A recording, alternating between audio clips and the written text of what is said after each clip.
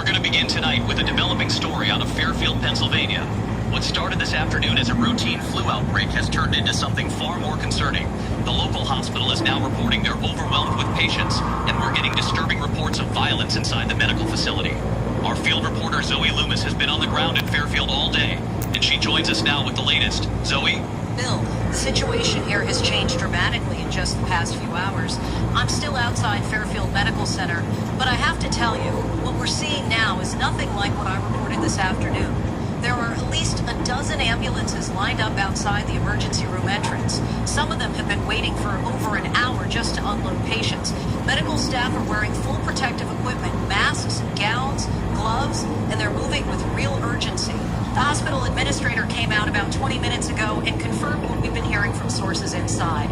They've treated over 70 patients since this morning, and the number keeps climbing.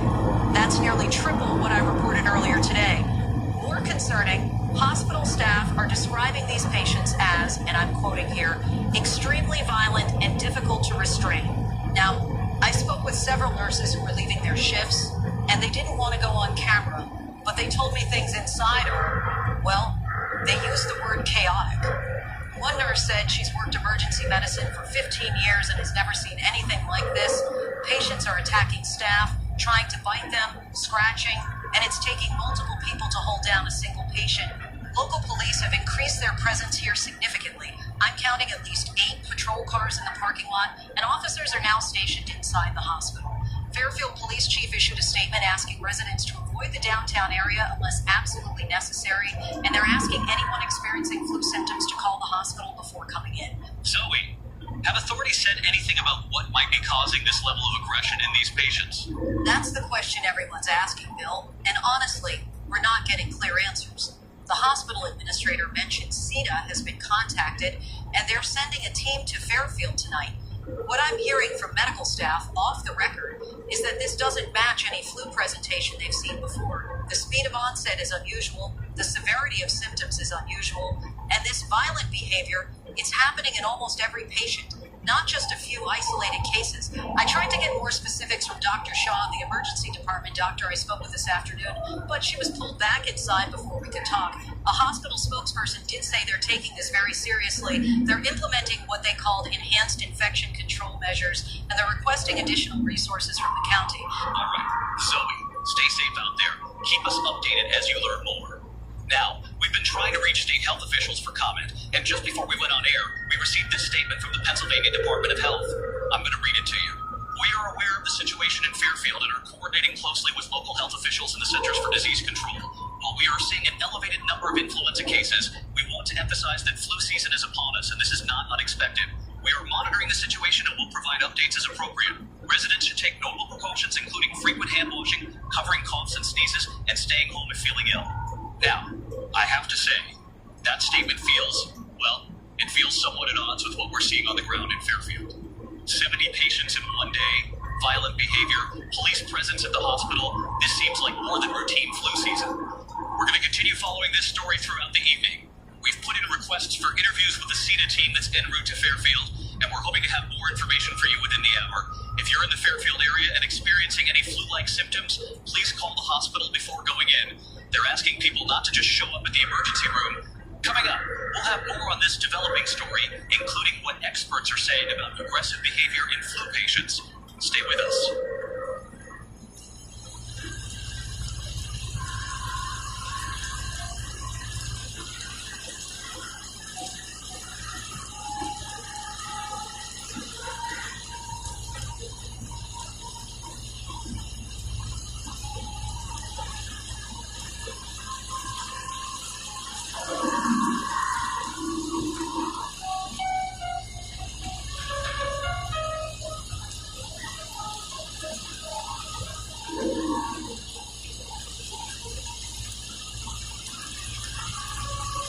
I'm Bill Kennedy. Tonight, troubling new developments in what health officials are still calling a flu outbreak in rural Pennsylvania. The Civil Emergency and Defense Agency has confirmed the infection has now spread to 3 surrounding counties, with cases reported in Gettysburg, Chambersburg, and as far as York. 30, the CETA agency team that arrived in Fairfield on Friday is now conducting what they're describing as an urgent epidemiological investigation. Joining us in the studio tonight is Dr. Ellis Doyle, an epidemiologist epidemiologist with the Civil Emergency and Defense Agency, who's been working directly with the Fairfield Hospital over the past 36 hours. Dr. Doyle, thank you for being here. Thank you for having me, Bill. Let me start with what I think is the most pressing question on everyone's mind. We've been told this is influenza, but what we're seeing, the speed of transmission, the violent behavior in patients, this doesn't seem like any flu outbreak we've covered before. What exactly are we dealing with here? Well, that's what we're working very hard to determine right now. What I can tell you is that we're seeing transmission rates that are, frankly, unprecedented for influenza. Typically, flu spreads over days or weeks within the community. What we're observing in Fairfield is much more rapid. We're seeing clusters of cases appearing within hours of each other. And the behavioral symptoms? We've had reports of extreme aggression, patients attacking medical staff. Is that consistent with influenza? The behavioral symptoms are, I'll be honest, unprecedented for influenza as well. What we're seeing is extreme agitation in a significant percentage of infected individuals. Now, severe flu can cause confusion, disorientation, particularly when combined with high fever. But the level of aggression we're documenting and the consistency of it across cases, that's something we're working to understand better. Dr. Doyle, I want to ask about something we've been hearing. Fairfield is a farming community, and there's been speculation that this might have originated in livestock. Are you investigating that possibility? We'll explore every possible transmission vector, including zoonotic transmission, which means animal-to-human transmission. Fairfield does have a significant agricultural presence, particularly pig and cattle farming operations. We know that some diseases, H1N1, avian flu, others, can jump from animals to humans. Our team is conducting tests on livestock in the area, interviewing farmers and agricultural workers, looking at any potential connection. But I want to be very clear, we don't have confirmation of animal origin at this time. It's one avenue of investigation among many. How concerned should people be right now? We have cases in 4 counties now, and based on the timeline, this seems to be spreading quite rapidly. Look, we're taking this very seriously. The transmission rate is concerning. The symptom severity is concerning. We're mobilizing significant resources to understand what we're dealing with. That said, we're taking every precaution. We're working with local hospitals to implement enhanced containment measures. We're tracing contacts of confirmed cases. We're doing everything we would do in response to a serious infectious disease outbreak. For the general public, I would say continue taking the precautions you take during any flu season. Wash your hands frequently. Avoid close contact with people who are sick. If you develop symptoms, call your healthcare provider before going in. And I want to emphasize that last point. Please call ahead rather than just showing up at emergency rooms. It helps hospitals manage patient flow more effectively. You mentioned you're working to identify the exact pathogen. Do you have a timeline on when you might know definitively what this is? We're running every diagnostic test available. Viral cultures, genetic sequencing, the works. Some of those tests take time, 48 to 72 hours for preliminary results, longer for definitive identification. What I can tell you is that initial tests are showing this is likely viral, and it shares some characteristics with rabies-related viruses, but we need more time to be certain. Rabies-related viruses? That's concerning given the behavioral symptoms you mentioned. I don't want to speculate beyond what we know, but yes, we're evaluating neurological impacts. The aggression we're seeing could be explained by neurological involvement, which would be consistent with certain types of viral infections. But again, we're still in the investigation phase. We're gathering data, running tests, and we'll share findings as soon as we have confirmed results. Is there treatment available? What are doctors doing for these patients right now? Currently, treatment is supportive. We're managing symptoms, providing fluids, fever reduction, sedation when necessary for the agitated patients. Standard antiviral medications for influenza have shown limited effectiveness so far, but we're continuing to evaluate treatment options. I wish I had better news on that front, but we're doing everything we can to provide care for affected individuals. Dr. Ellis Doyle from the Civil Emergency and Defense Agency, thank you for taking the time to speak with us tonight. We appreciate the information, and we hope you'll keep us updated as your investigation continues. Thank you, Joe. We'll continue monitoring this situation closely. Again, if you're in the affected areas, Fairfield, Gettysburg, Chambersburg, or York counties, and you develop flu-like symptoms, please contact your healthcare provider before seeking care. We'll have more on this story as information becomes available. Coming up, your weekend weather forecast, and we'll check in on local high school football as teams prepare for Friday night games. Stay with us.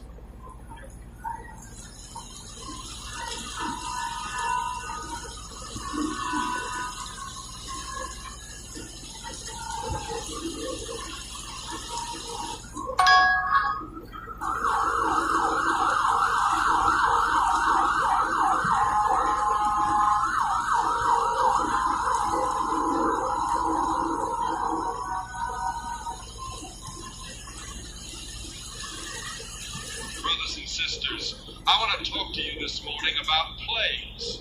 Not the kind you read about in history books, not some distant memory from centuries past, but plagues that are happening right now, right here in our own backyard. Some of you drove past Fairfield on your way here this morning.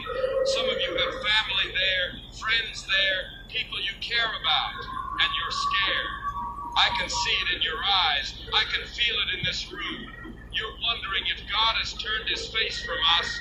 Let me take you back to the book of Exodus, chapters 7 through 12. The plagues of Egypt, water turning to blood, frogs, locusts, boils on the skin, darkness that could be felt, and finally, death itself walking through the streets, taking the firstborn of every household. Pharaoh's heart was hardened. The Bible tells us he refused to let God's people go. And so plague after plague was visited upon Egypt until Pharaoh had no choice but to relent. Now, I'm not going to stand up here and tell you that what's happening in Fairfield is exactly like Egypt, but I am going to tell you that God works through history in ways we don't always understand, in ways that challenge us, in ways that test our faith. We're hearing reports of people getting sick, violent sick, attacking their neighbors, their families, losing all sense of who they are. The doctors are calling it flu, but you and I both know that no flu does what this is doing. This isn't natural, and whether it came from a laboratory or from the very pits of hell itself, it's here now, and we have to decide how we're going to face it. In Leviticus 13, God gives Moses and Aaron detailed instructions about dealing with infectious disease, about identifying the unclean, about quarantine and isolation. The person with such an infectious disease must wear torn clothes, let their hair be unkempt, cover the lower part of their face, and cry out, "Unclean, unclean." That seems harsh to our modern ears, doesn't it? But God knew something that we forget in our arrogance, in our belief that we've conquered every disease, every plague, every threat to our comfortable lives. Sometimes separation is necessary. Sometimes the unclean must be kept from the clean, not out of cruelty, but out of necessity, out of survival. I've been hearing people say this is punishment for our sins, for the violence we celebrate in our movies and our video games, for the way we've turned away from God, for the moral decay that's eating at the heart of this nation like cancer. And you know what? Maybe they're right. Maybe God is trying to get our attention, trying to shake us out of our complacency. We've gotten comfortable, haven't we? We think we're invincible. We think science has all the answers. We think we don't need God anymore because we have antibiotics and vaccines and hospitals with machines that go ping. But here's what I want you to understand, what I need you to hear me say. Whether this is divine judgment or not, whether this is God's plan or the devil's work or just nature running its terrible course, we have a choice to make. Do we help our neighbors, or do we lock our doors and hide? Do we show compassion to the sick, or do we turn our backs on them? Do we trust in God's protection, or do we trust only in our own fear? Jesus didn't run from the lepers. He touched them, healed them, brought them back into the community. But, and this is important, he he also had the power to do so without becoming unclean himself. We don't have that power. We're mortal, we're vulnerable, and there's no shame in protecting ourselves and our families. God gave us brains for a reason, gave us the ability to reason and plan and prepare. God helps those who help themselves, as the saying goes, even though that's not actually in the Bible. I'm telling you this because I got word yesterday that cases have been reported in Adams County. That's the county north of us, right next door. This isn't just Fairfield's problem anymore. It's coming closer. Some of you noticed we have maybe half the congregation we had last week. People are scared, they're staying home, and I don't blame them. But those of you who are here, you're here because you need community, because you need faith, because you need to know that God hasn't abandoned us even when everything looks dark. So here's what I'm asking of you. Pray. Pray for the sick. Pray for the doctors and nurses who are risking their lives to care for them. Pray for wisdom for our leaders. Pray for protection for your families. But also prepare. Make sure you have supplies. Make sure you have a plan. Make sure you're ready if this comes to our doorstep. There's no contradiction between faith and preparation. Noah built an ark before the rain started falling. He didn't just pray and hope for the best. And if someone you know gets sick, if this infection comes into your home or your neighbor's home, remember that the person you knew is still in there somewhere, still loved by God, still deserving of mercy, but also remember that your first duty is to the living, to those who can still be saved. Don't let guilt or false compassion put your family at risk. These are hard truths, harder than I've ever had to speak from this pulpit, but these are hard times we're facing. Let us pray. Heavenly Father, we come before you in fear and trembling, not knowing what tomorrow brings, not understanding why this plague has been visited upon us. We ask for your mercy, for your protection, for your healing touch upon the sick and the suffering. Give strength to those who care for the afflicted, wisdom to those who seek to stop this disease, and courage to all of us who must face the days ahead. Help us to be lights in the darkness, to show your love even in the midst of terror, and to trust in your ultimate plan even when we cannot see it. In Jesus' name we pray, amen. Go in peace, and may God protect you and yours in the days to come.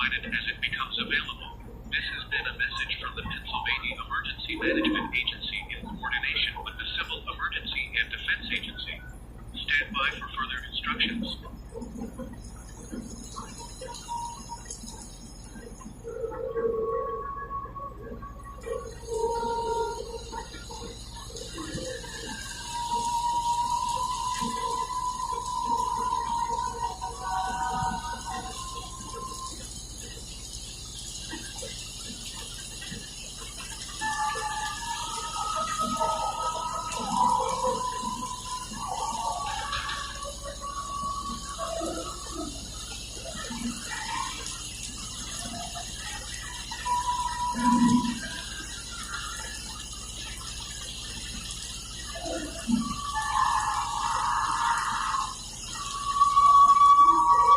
I'm Bill Kennedy. Tonight, we continue our coverage of the outbreak in Pennsylvania, and we want to hear from those of you who are living through this firsthand. We've opened our phone lines, and joining us now is a caller from Fairfield. Thank you for calling. Can you tell us your name and what you've been experiencing? Yeah, my name is Zoe Valentine. I've lived in Fairfield my whole life on Maple Street, about 4 blocks from the hospital. And I need to tell you what I saw. Because what they're saying on the news, what the government's saying, it's not the whole truth. Okay, Zoe, take your time. What happened? 2 days ago, Sunday morning, my neighbor Bill Morrison, he's lived next door for probably 15 years. Good guy, coaches Little League, just a regular person. He came over around 9 in the morning, said he wasn't feeling well, asked if I had any aspirin or cold medicine. I gave him some, told him to go home and rest, and he did. About an hour later, maybe hour and a half, I heard this sound from his yard. Like, not screaming exactly, but the howling. I went to my window and Bill was in his driveway, and he was, God, he was different. His skin looked wrong, kind of grey or green, and he was just standing there, swaying back and forth, making these noises. His wife Ellen came out, and she went over to him, tried to get him to come inside, and he just turned on her. 1 second he was Bill, complaining about feeling sick, and the next he was trying to rip her throat out. I'm not exaggerating. He grabbed her, bit her arm. She was screaming, and I called 911, but before they could get there, Ellen, she got away from him and ran inside her house. Bill just stood there in the driveway, covered in her blood, making those sounds. That's horrifying. What happened next? Police showed up maybe 10 minutes later. They tried to talk to Bill, but he went after them too. They ended up, they had to taser him 3 times before they could get him restrained. Took him away in an ambulance. I haven't seen Ellen since. I don't know if she went to the hospital or if she's still in house or what. But here's the thing. Here's what I need people to understand. That was Sunday morning.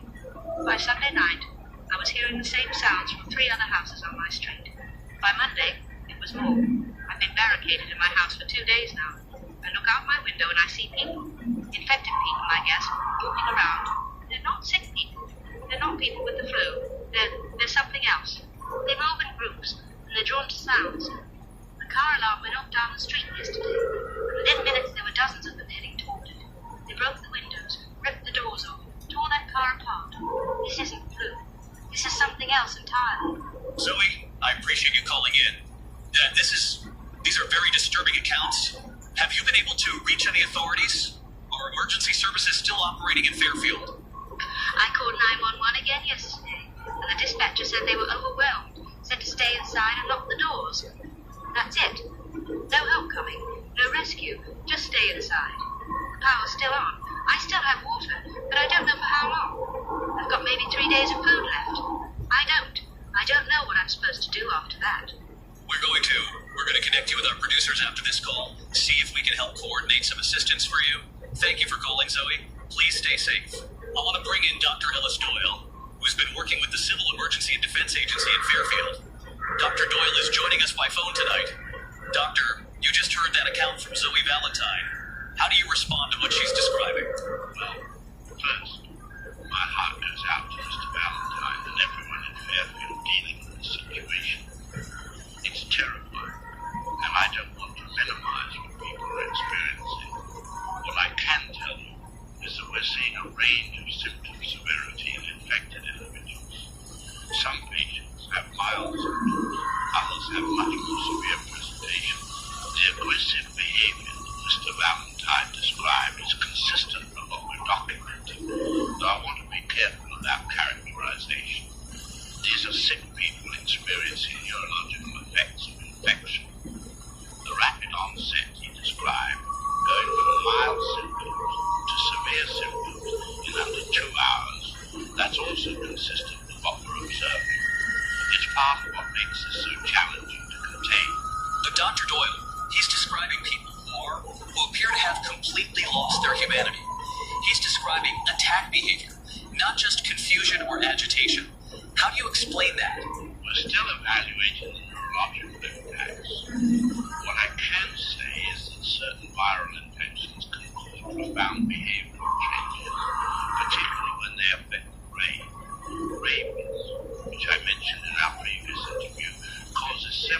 progression in late-stage infection. We're seeing elements of that here, though the timeline is much more compressed.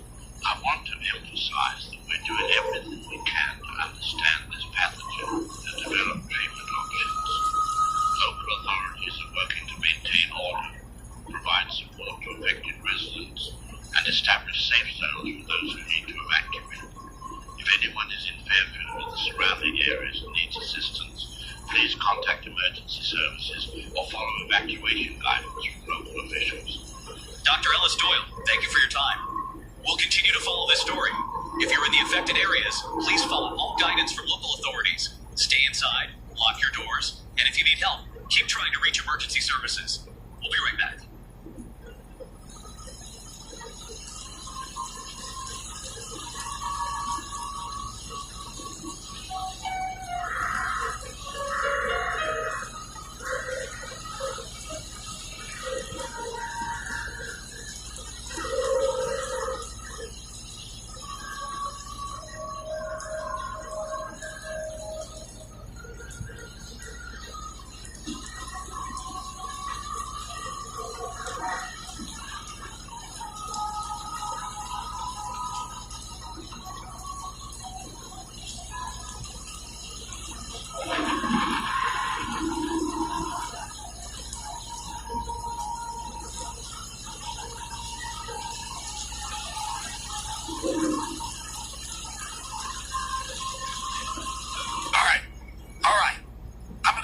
once, and I need you to listen very carefully because what I'm about to tell you could save your life. They are lying to you. The government, CETA, the mainstream media, all of them are lying through their teeth about what's happening in Pennsylvania right now. They're calling it flu. Flu. Do you see what's happening in Fairfield? That's not influenza. I don't care what some suit-wearing bureaucrat from Atlanta tells you on the evening news. That is not the flu. When's the last time you heard about flu victims ripping people's throats out? When's the last time the flu turned someone from a normal human being into a raging animal in under 2 hours? I'll tell you when. Never. Because that's not what flu does. Let me lay out the facts for you. The real facts that they don't want you to know. Fact number 1, incubation period. Normal influenza takes 1 to 4 days to show symptoms after exposure. What we're seeing in Pennsylvania, minutes. Minutes. That caller on Channel 6 tonight, Zoe Valentine, God bless her for having the courage to tell the truth. He watched his neighbor go from I don't feel good to full psychotic break in 90 minutes. That's not flu, folks. That's something else entirely. Fact number 2, symptoms. Flu gives you fever, body aches, respiratory issues, maybe some confusion if the fever gets really high. What are we seeing here? Extreme violence, complete loss of higher brain function, pack-cutting behavior, attraction to sound like there's some kind of predator. Does that sound like influenza to you? Because it sure as hell doesn't sound like it to me. Fact number 3, transmission rate. CDA's own epidemiologist, this Dr. Doyle character, he admitted on national television that they're seeing transmission rates unprecedented for influenza. Unprecedented. One street in Fairfield went from 0 cases to 7 houses infected in less than 48 hours. Entire neighborhoods are going dark. You know what spreads that fast? Weaponized pathogens. Engineered viruses designed specifically to maximize casualties. Now, here's where it gets really interesting. I've been tracking this since August.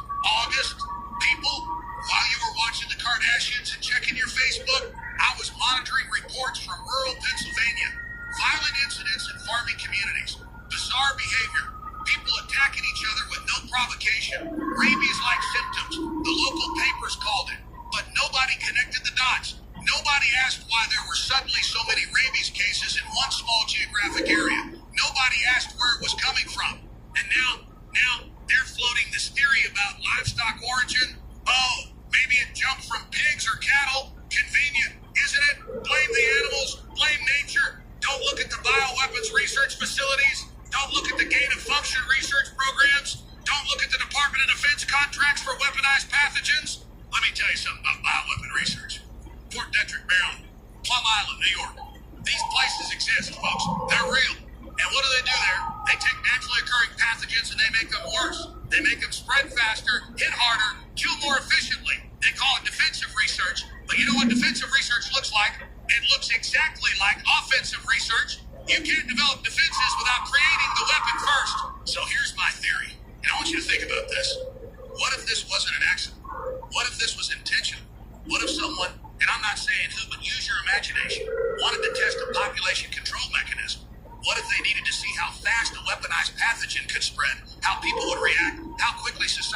outbreak down.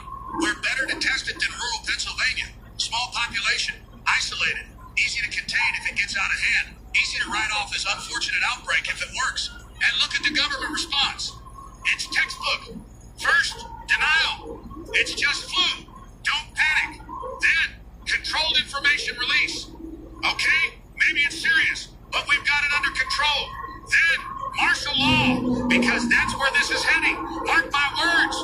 Quarantine zones, military checkpoints, forced evacuations, temporary suspension of constitutional rights. This is the playbook, people. Create the crisis, offer the solution, consolidate power. You want to know why I'm so sure about this? Because I've been spray painting messages all over this town for the last 3 days. Overpass on Route 30, they're lying. Wall behind the grocery store, it's not flu. Abandoned warehouse on Industrial Drive, get out now. You know why I'm doing this? Because the internet's being censored. Try to post the truth on social media and watch how fast your account gets suspended. Misinformation, they call it dangerous conspiracy theories. But the only dangerous thing here is believing their lies. I've got sources, okay? People inside the government who are sick of the cover-up. They're telling me this thing is spreading faster than anyone's admitting publicly. They're telling me the CETA has known it wasn't flu from day one, but they were ordered to maintain the narrative. They're telling me there are discussions at the highest levels about acceptable casualty rates. Acceptable casualty rates? They're literally calculating how many people they're willing to let die to maintain order and prevent panic. And here's the really scary part. The part that should make your blood run cold. This is just the beginning. Fairfield was the test. 4 counties now? That's expansion. That's spread. This thing is going to keep going, keep spreading, keep consuming everything in its path until someone stops it or until it runs out of people to infect. And the government, they're not trying to stop it, they're trying to control it. Big difference. So here's what you need to do. Right now, today, stock up food, water, medicine, weapons if you can get them legally. Don't trust the official evacuation routes because those are where they'll funnel you into their control zones. Don't trust the FEMA camps because once you go in, you're not coming out. Don't trust anyone who says the government's here to help because the government created this problem. Get out of cities. Get to rural areas, but not too rural because that's where this thing started. Find a place that's defensive, that has clean water, that can be secure. Form groups, but vet everyone carefully because you don't know who might already be infected. Trust no one completely. This is survival mode, folks. This is what we've been warning you about for years. And if you think I'm crazy, if you think I'm paranoid, if you think this is all just conspiracy theory nonsense, then ask yourself this. Why are they lying about the incubation period? Why are they lying about the symptoms? Why are they lying about the transmission rate? Why are they calling it flu when everyone with eyes can see it's something worse? What are they trying to hide? What don't they want you to know? The answer is simple. They don't want you to know that this was planned. They don't want you to know that this is the New World Order's population control mechanism finally being implemented. They don't want you to know that every single thing that's happening right now, every single death, every single infected person is part of a larger plan to remake society in their image. Stay vigilant. Stay armed. Stay skeptical of everything they tell you. And most importantly, stay alive. Because that's the only way we can fight back. That's the only way we can expose the truth. That's the only way we can make them pay for what they've done. This is Purple Chambers, signing off but not shutting up. They can censor the internet, they can control the media, but they can't stop the truth from getting out. Spread the word, wake up your neighbors, and whatever you do, don't believe the lie.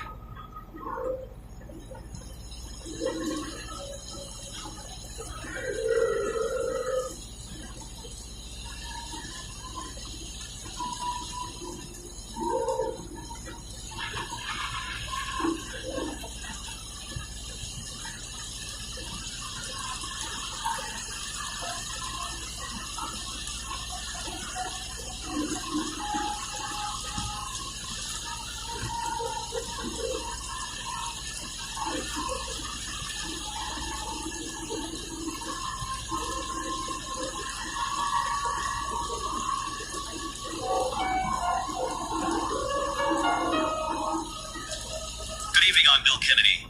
Tonight, a major escalation in the Pennsylvania outbreak.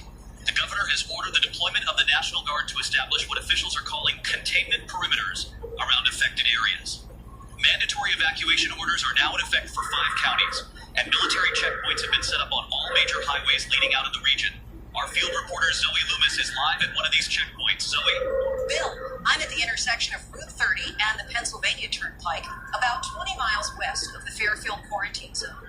And what you're seeing behind me, this is unlike anything I've ever covered. There are military vehicles, Humvees, transport trucks, soldiers in full combat gear with assault rifles. This doesn't look like disaster relief. This looks like a war zone. The National Guard has established what they're calling screening stations at every major road leading out of the affected area. Evacuees have to stop, undergo temperature checks, answer questions about exposure, and pass a visual inspection before they're allowed through. I've been here for about 2 hours, and I've seen them turn away at least a dozen vehicles. People showing any signs of illness, fever, confusion, aggression, they're being diverted to what soldiers are calling medical isolation facilities. What's striking, Bill, is how tense everyone is. The soldiers, they're not just checking people, they're watching them with weapons ready. I spoke with a family that was turned away. The father had a fever, said he thought it was just stress, but they wouldn't let him through. His wife and kids were allowed to continue, but he was taken into custody. She was hysterical. Zoe, have you been able to speak with military officials about the rules of engagement at these checkpoints? I have briefly. I spoke with Colonel Blake Wesker, who's commanding this particular checkpoint. He said, and I'm quoting here, "We have established procedures for maintaining the integrity of the quarantine perimeter." When I asked what that meant specifically, he said soldiers are authorized to use necessary force to prevent contamination of unaffected areas.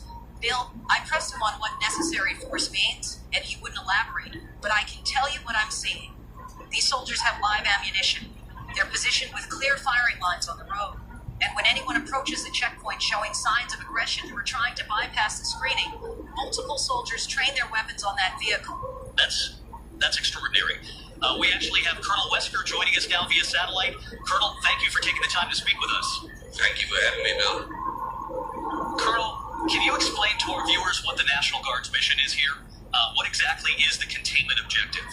Our mission is to establish and maintain a secure perimeter around the affected areas, facilitate the safe evacuation of healthy civilians, and prevent the spread of infection beyond the quarantine zone. We're working in close coordination with local law enforcement, FEMA, CEDIA, and state emergency management to ensure the safety of both evacuees and the surrounding population. You mentioned preventing the spread of infection. Your soldiers are armed with assault rifles. Are you prepared to use lethal force at these checkpoints? We follow established procedures for escalation of force. Our primary goal is always de-escalation and compliance through verbal commands. However, if we encounter individuals who pose an immediate threat to the safety of my soldiers or to other civilians, we are authorized to use whatever force is necessary to neutralize that threat. I want to be very clear. We're not looking for confrontation. We're here to help people get to safety. But we also have a duty to protect the uninfected population. Have you encountered infected individuals attempting to pass through the checkpoints? We have encountered individuals displaying symptoms consistent with the infection. Yes. In those cases, they're diverted to medical facilities where they can receive care and where they don't pose a risk to others. I can't go into specifics about particular incidents, but I can tell you that our procedures are working. We're getting people out safely, and we're maintaining the integrity of the perimeter. Colonel, from a military perspective, how would you characterize what you're facing here? This is an unprecedented situation.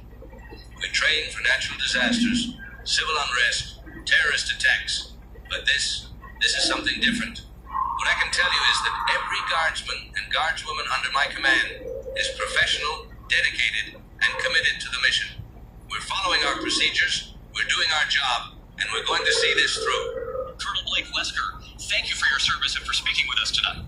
Thank you, Bill. The mandatory evacuation zone now covers approximately 150 square miles and includes an estimated population of 60,000 people. Governor Ed Rendell has activated an additional 3,000 National Guard troops, bringing the total deployment to over 5,000 soldiers. This represents the largest domestic military deployment in Pennsylvania since the aftermath of Hurricane Agnes in 1972. FEMA has established temporary shelters in Harrisburg, Lancaster, and Reading for evacuees. Officials stress that these facilities are equipped to handle large numbers of people and that medical screening will be conducted at all shelter locations. If you're in the evacuation zone and have not yet left, authorities are urging you to do so immediately. We're also getting reports that the infection has now been confirmed in neighboring states. New Jersey health officials announced this evening that 3 cases have been identified in Warren County, just across the Delaware River from Pennsylvania. Maryland has reported 2 suspected cases in Washington County. Both states have activated their own emergency response procedures. The federal government has declared the outbreak area a disaster zone, freeing up emergency funding and resources. President Obama is expected to address the nation tomorrow evening. We'll bring you that address live as it happens. We'll continue to monitor this situation throughout the night. If you're in the affected areas, please follow all evacuation orders and proceed to the nearest designated checkpoint. More after this break.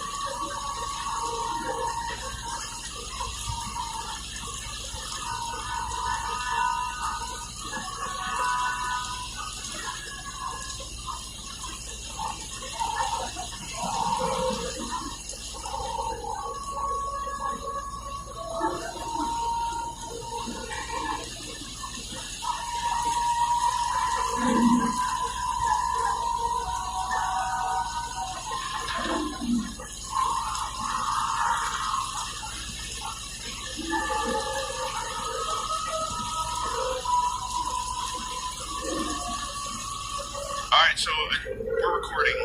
Welcome back to the show, everyone. Today we've got Ben. We've got an important conversation. If you've been watching the news, and honestly, who hasn't been watching at this point, you know something serious is happening in Pennsylvania. And I've got Dr. Roger Thornhill here with me. He's a virologist. He's been studying infectious diseases for how long has it been? 23 years, give or take. 23 years. So this is not some random guy off the street. This is someone who knows what he's talking about. Dr. Thornhill, thanks for coming on. Thanks for having me, Carl. I appreciate the opportunity to talk about this in a, let's say, less formal setting than cable news. Yeah, absolutely. So let's just dive right in. What the hell's happening in Pennsylvania? Because they're calling it flu, but nobody I talk to believes that's what this actually is. Okay, so let me be direct with you. This is not influenza.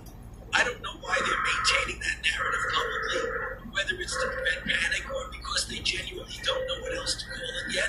But based on everything we're seeing, this is something different. Different how? Like, what makes you say that definitively? Several things. First, the incubation period. Normal flu, we're looking at 1 to 4 days between exposure and symptoms. What we're seeing here, minutes to hours. That's not how influenza works. Second, the symptom presentation. Flu gives you respiratory symptoms primarily. Fever, body aches, fatigue. This is causing profound neurological changes, extreme aggression, loss of higher cognitive function. That's not in the flu playbook. So when you say neurological changes, are we talking about, like, brain damage? Are these people permanently changed? That's a good question, and honestly, we don't have enough data yet. What I can tell you is that whatever this pathogen is, it's affecting the central nervous system in a way that fundamentally alters behavior. It's similar to what we see in late-stage rabies, which is also a virus that attacks the nervous system. Okay, so you mentioned rabies. Is this rabies? Because I thought rabies took weeks or months to show symptoms. Great question. No, it's not rabies, but it shares some characteristics. Rabies is caused by a lyssavirus, and it does take weeks to months for symptoms to appear because the virus has to travel from the infection site to the brain. What we're seeing here appears to be a much faster acting mechanism. It's like, imagine if someone took rabies and compressed the timeline from months to minutes. Same neurological impact, same behavioral changes, but exponentially faster. That's terrifying. It is terrifying, and that's why containment has been so difficult. With traditional infectious diseases, you have time to identify, isolate, and treat infected individuals before they can spread it to others. With this, by the time you know someone's infected, they've already potentially exposed dozens of people. Alright, so I've been reading about this carrier immunity thing. Can you explain that? Because that seems like maybe the only good news in all of this. Right. So we're observing that approximately 1 to 2% of the population appears to be naturally immune. They can be exposed to the pathogen. They may even show mild symptoms, but they don't undergo the transformation that we're seeing in most infected individuals. Okay, why? Like, what makes those people different? We don't know yet. It could be genetic, some variation in their immune system or their neurological makeup that prevents the virus from taking hold. It could be prior exposure to a similar pathogen that gave them partial immunity. It could even be environmental factors. We're doing research, trying to identify what makes carriers different, because if we can figure that out, we might be able to develop a treatment or a vaccine. But that takes time, right? Like, we're not talking about next week. We're talking months at minimum, more likely years. Vaccine development is not a fast process. Even if we identified the exact mechanism of immunity today, we'd still need to develop a vaccine candidate, test it for safety, test it for efficacy, scale up production. And that's assuming everything goes perfectly, which it never does. So what you're saying is, for the foreseeable future, there's no cure. There's no cure. There's symptomatic treatment for people who are infected but haven't fully transformed. But once someone reaches that stage of aggression and neurological breakdown, there's nothing we can do to reverse it. Jesus. Okay, so I want to ask about something else I keep hearing. This livestock theory, that this came from pigs or cows or something. Is that real? Or is that just people trying to find something to blame? It's a legitimate line of investigation. Zoonotic diseases that jump from animals to humans, they're not uncommon. We've seen it with bird flu, swine flu. Ebola came from bats. Rabies itself is zoonotic. Fairfield is a farming community with significant livestock operations. If you're looking for a source, that's a reasonable place to start. But do you think that's actually where this came from? Honestly, I don't know. It's plausible. Some animal viruses can mutate and become infectious to humans, but what concerns me is how efficient this is at spreading between humans now. Even if it started in livestock, it's clearly adapted to human transmission in a way that's unusual for a newly emerged pathogen. What do you mean unusual? Most zoonotic diseases, when they first jump to humans, they're not great at human-to-human transmission. It takes time for them to adapt, to figure out how to spread efficiently in their new host. This thing, it's spreading like it was designed for humans. Now, I'm not saying it was designed. I'm just saying the efficiency is remarkable and, frankly, alarming.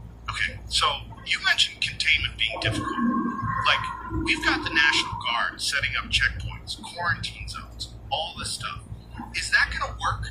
Can they actually contain this? I wish I could give you a more optimistic answer. The problem is, this spreads too fast, and infected individuals are mobile. By the time someone shows symptoms, they may have already been in contact with dozens of people, and those people won't show symptoms for a few hours, so they pass through checkpoints looking healthy. Then they transform later in supposedly safe areas. Traditional quarantine works when you have a slow-moving disease with a long incubation period. You can identify, isolate, and contain before it spreads. But this is moving faster than our containment procedures were designed to handle. So what you're saying is, we're not containing it. I'm saying containment is failing. If this continues at the current rate, we're looking at societal collapse in affected areas within weeks, not months, weeks. That's pretty dark, man. It's reality. People need to understand what we're facing. This isn't something that's going to blow over. This isn't going to be managed with business as usual. People need to prepare. They need to have plans. They need to take this seriously. All right, so if you were giving advice to someone listening right now, someone who's not in Pennsylvania but is worried about this spreading, what would you tell them? Stock up on essentials, food, water, medicine. Have at least 2 weeks worth, preferably more. Avoid large gatherings and crowded places where disease spreads easily. If this reaches your area, stay home, limit contact with others, and do not, under any circumstances, approach someone who's showing signs of infection. If you see someone exhibiting extreme aggression, confusion, that gray or greenish skin tone that's been reported, get away from them immediately and call authorities. Don't try to help them. Don't try to restrain them. Just get to safety and let professionals handle it. And this is important. Trust no one who says they're fine. By the time someone admits they're not feeling well, they may only have minutes before transformation. If someone's been exposed, even if they look okay, maintain distance until you're sure. God, that's grim. That's end of the world level advice. Dr. Roger Thornhill, we're facing an end of the world level situation in parts of Pennsylvania right now. I'm not trying to be dramatic. I'm trying to be honest. People who are prepared, who take this seriously, they're going to have a much better chance of surviving this than people who assume the government's going to save them. Dr. Roger Thornhill, thank you for being real with us. I think people needed to hear this from someone who actually knows what they're talking about. Thank you for having me, Carl. And to everyone listening, please stay safe. All right, we're going to take a break. When we come back, I don't know, man. I might just need a minute to process that. Stay with us.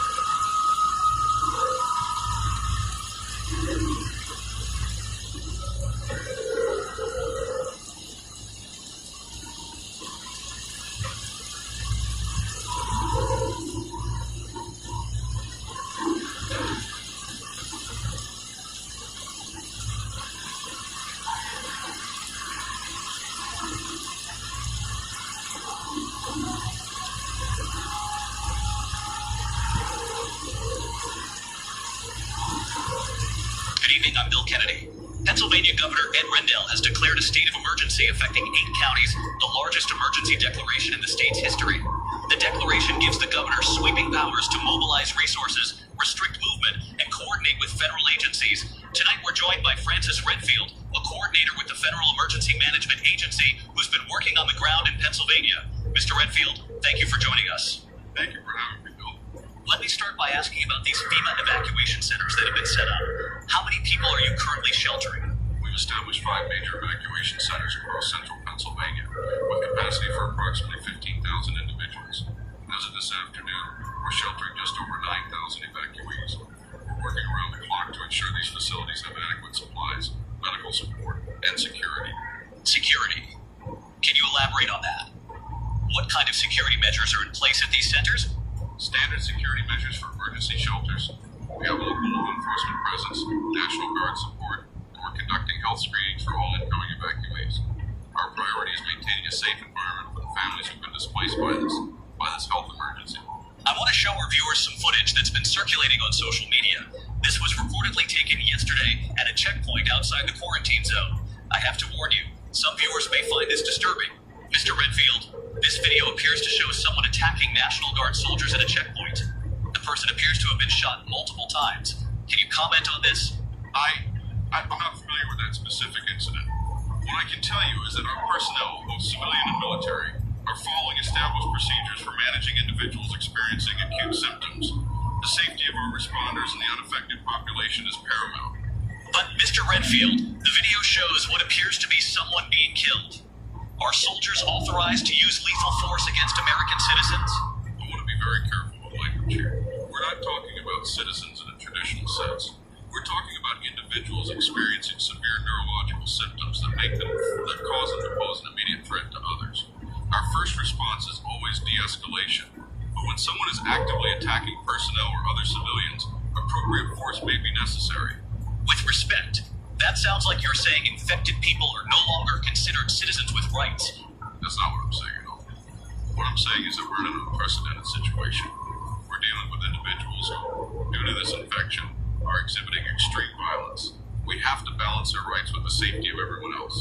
It's not a simple calculus. We've also been receiving reports that some evacuees at FEMA centers are being held against their will. Is there any truth to that? Evacuees at our facilities are there for their own protection and the protection of others. We're asking people to remain in the centers while we conduct thorough health screens. This is standard procedure for infectious disease outbreaks. We need to ensure that anyone leaving the facilities is not carrying the infection to unaffected areas. How long are people being required to stay? It varies based on individual assessment. We're looking at exposure history, symptom presentation, time since potential exposure. Some people may be cleared within 48 hours, others may need to remain under observation longer. Mr. Redfield, I want to ask you directly. The government has been calling this a flu outbreak, but everything we're seeing, the violent behavior, the rapid transmission, the military response, this doesn't look like any flu outbreak. What are we really dealing with? We're dealing with a serious infectious disease outbreak. The exact pathogen is still being identified by the Civil Emergency and Defense Agency. What I can tell you is that we're treating this with the gravity it deserves. We mobilize federal resources, we're coordinating with state and local authorities, and we're doing everything possible to contain the spread and protect the public. But you're not calling it flu. I'm using the terminology that's been provided by health officials.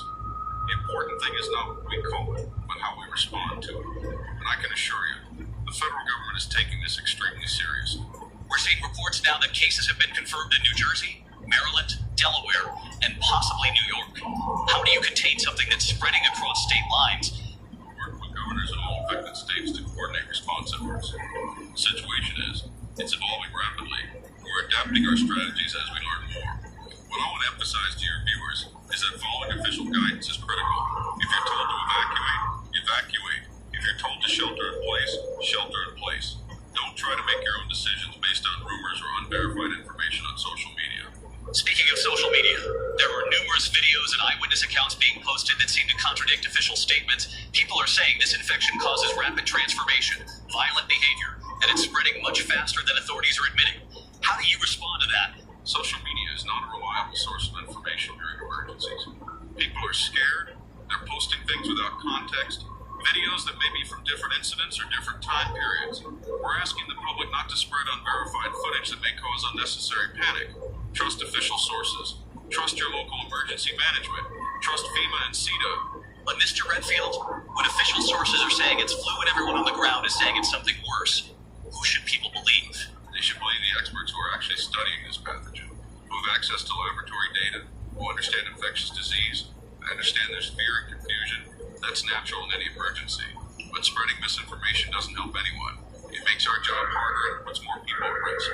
Francis Redfield from FEMA, thank you for your time tonight. Thank you. Cell phone networks in the affected areas are now largely non-functional due to overload and infrastructure damage. Internet service is sporadic. Radio remains the most reliable form of communication for those still in the quarantine zones. Multiple hospitals in the region have been evacuated or abandoned.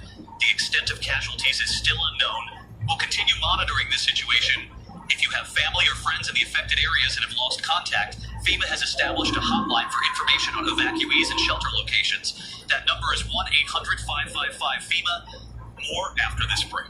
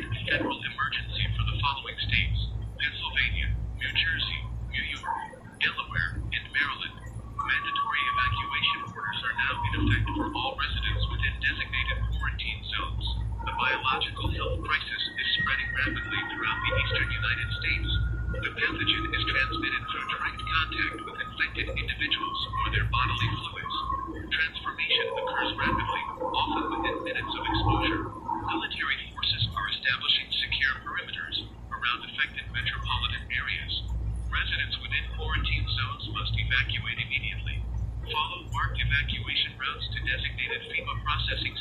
Do not attempt to cross quarantine boundaries at unofficial checkpoints. Air travel is suspended nationwide. Interstate highways in affected regions are restricted to authorized personnel only. Fuel rationing is in effect. If you encounter infected individuals, do not engage.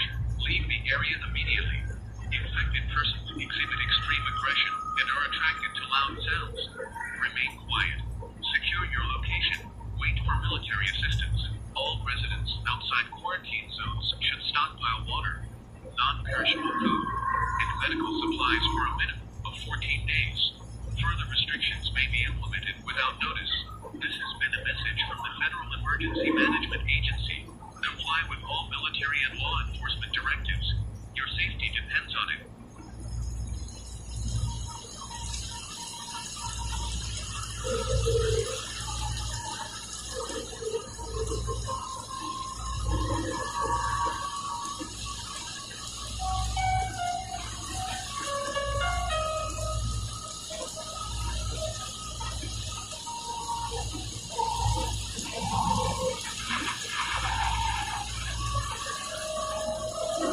We interrupt this program for a special address from the President of the United States.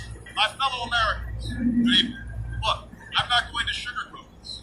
I'm speaking to you tonight from the Oval Office about a serious, and I mean serious, health emergency that's affecting several states in our nation. Now, over the past week, we've been monitoring an outbreak of infectious disease in Pennsylvania and the surrounding areas. And tonight, I want to be straight with you about what we're doing, what you need to know, and more importantly, how we're going to get through this together.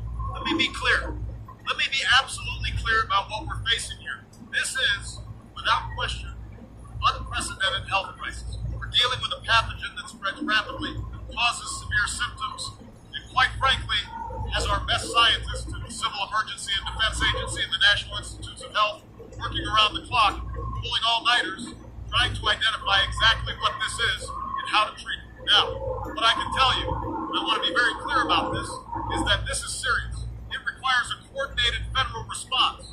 And that's exactly what you're going to get. This afternoon, I signed an emergency declaration that mobilizes full resources of the federal government to combat this outbreak. We're deploying additional military personnel to affected areas. We're establishing field hospitals. We're working with state governors, Democrats and Republicans alike, to ensure that everyone who needs help gets help. FEMA is on the ground right now coordinating evacuations and establishing safe zones. The Department of Homeland Security is securing our borders to prevent the spread to neighboring regions. Now, I know there's a lot of fear out there. And let me tell you, I get it. I know families have been separated, people have lost contact with loved ones. There's confusion about what's really happening. Let me tell you what I know.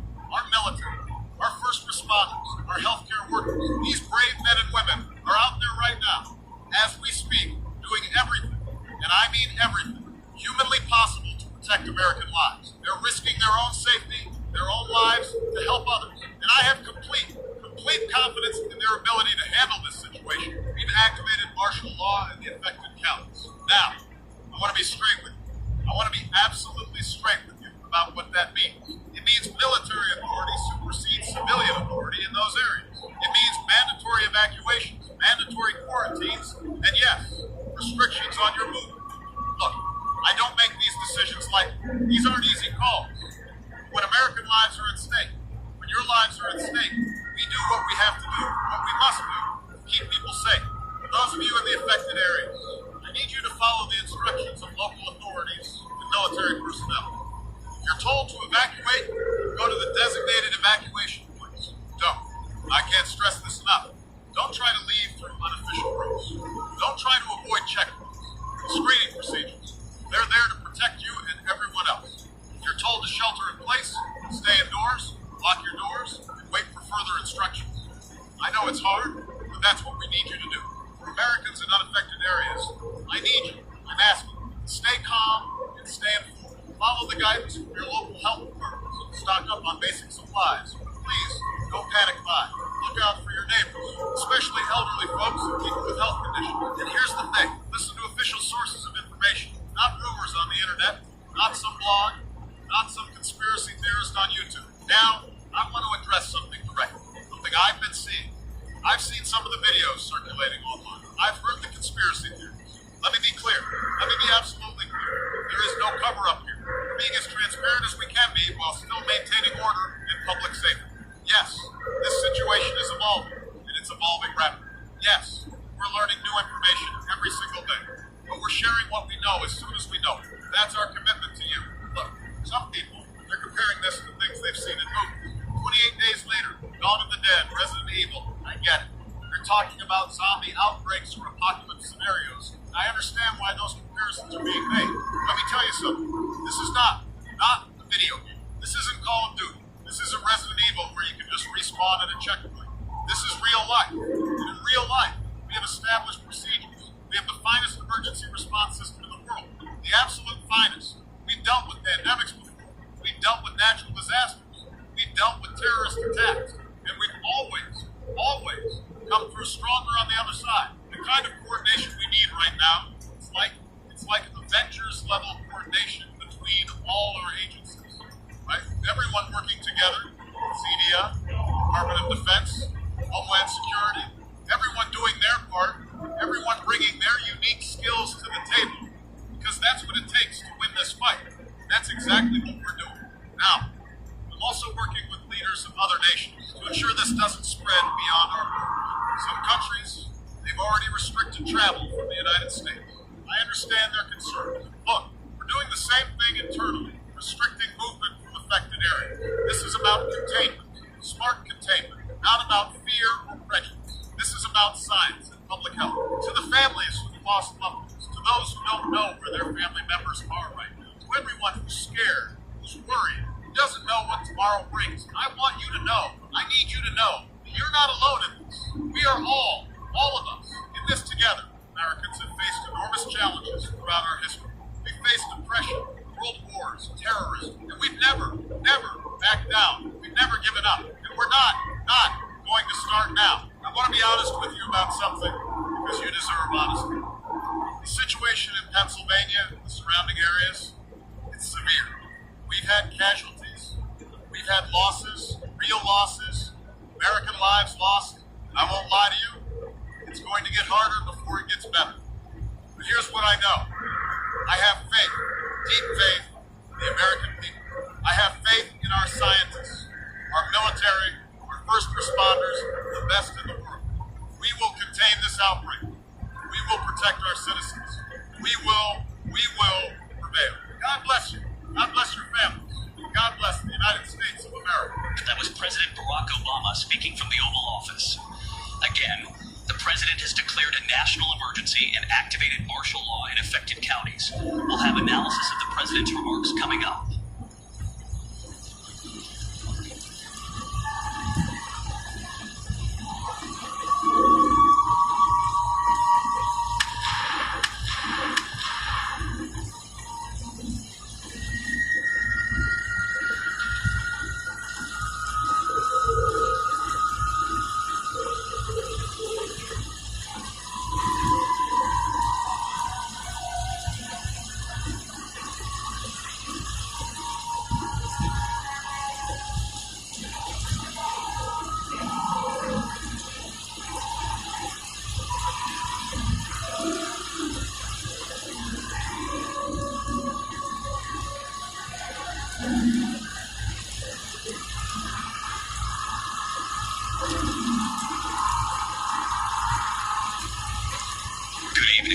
We're continuing our coverage of what authorities are now calling the most serious public health crisis in American history.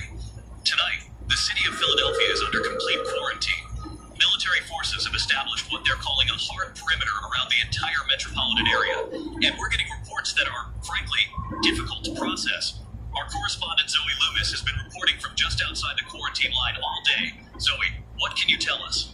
Bill, I don't even know where to start. I'm about 2 miles outside what used to be the northern edge of Philadelphia, and behind me, if our camera could pan that direction, you'd see the Ben Franklin Bridge, or what's left of it. The Army Corps of Engineers brought down the center span about 3 hours ago. They've done the same to every major bridge leading into the city. The Betsy Ross, the Walt Whitman, the Tacony Palmyra, all of them, gone. They've also blocked every highway with concrete barriers and and abandoned vehicles that they've deliberately positioned to create choke points. The military presence here is unlike anything I've seen. National Guard units, regular Army, Marines, heavy weapons, 50 caliber machine guns, armored vehicles, and Bill, all of them are facing inward toward the city. They're not trying to keep people out. They're trying to keep something in. Zoe, we're seeing images now from earlier today of crowds at those checkpoints. Can you describe what you witnessed? It was chaos, Bill. Thousands of people trying to get out before the perimeter closed. Families with children, elderly folks, people on foot carrying whatever they could. The soldiers were trying to process them, checking for bites, for scratches, any sign of exposure, but there were just too many.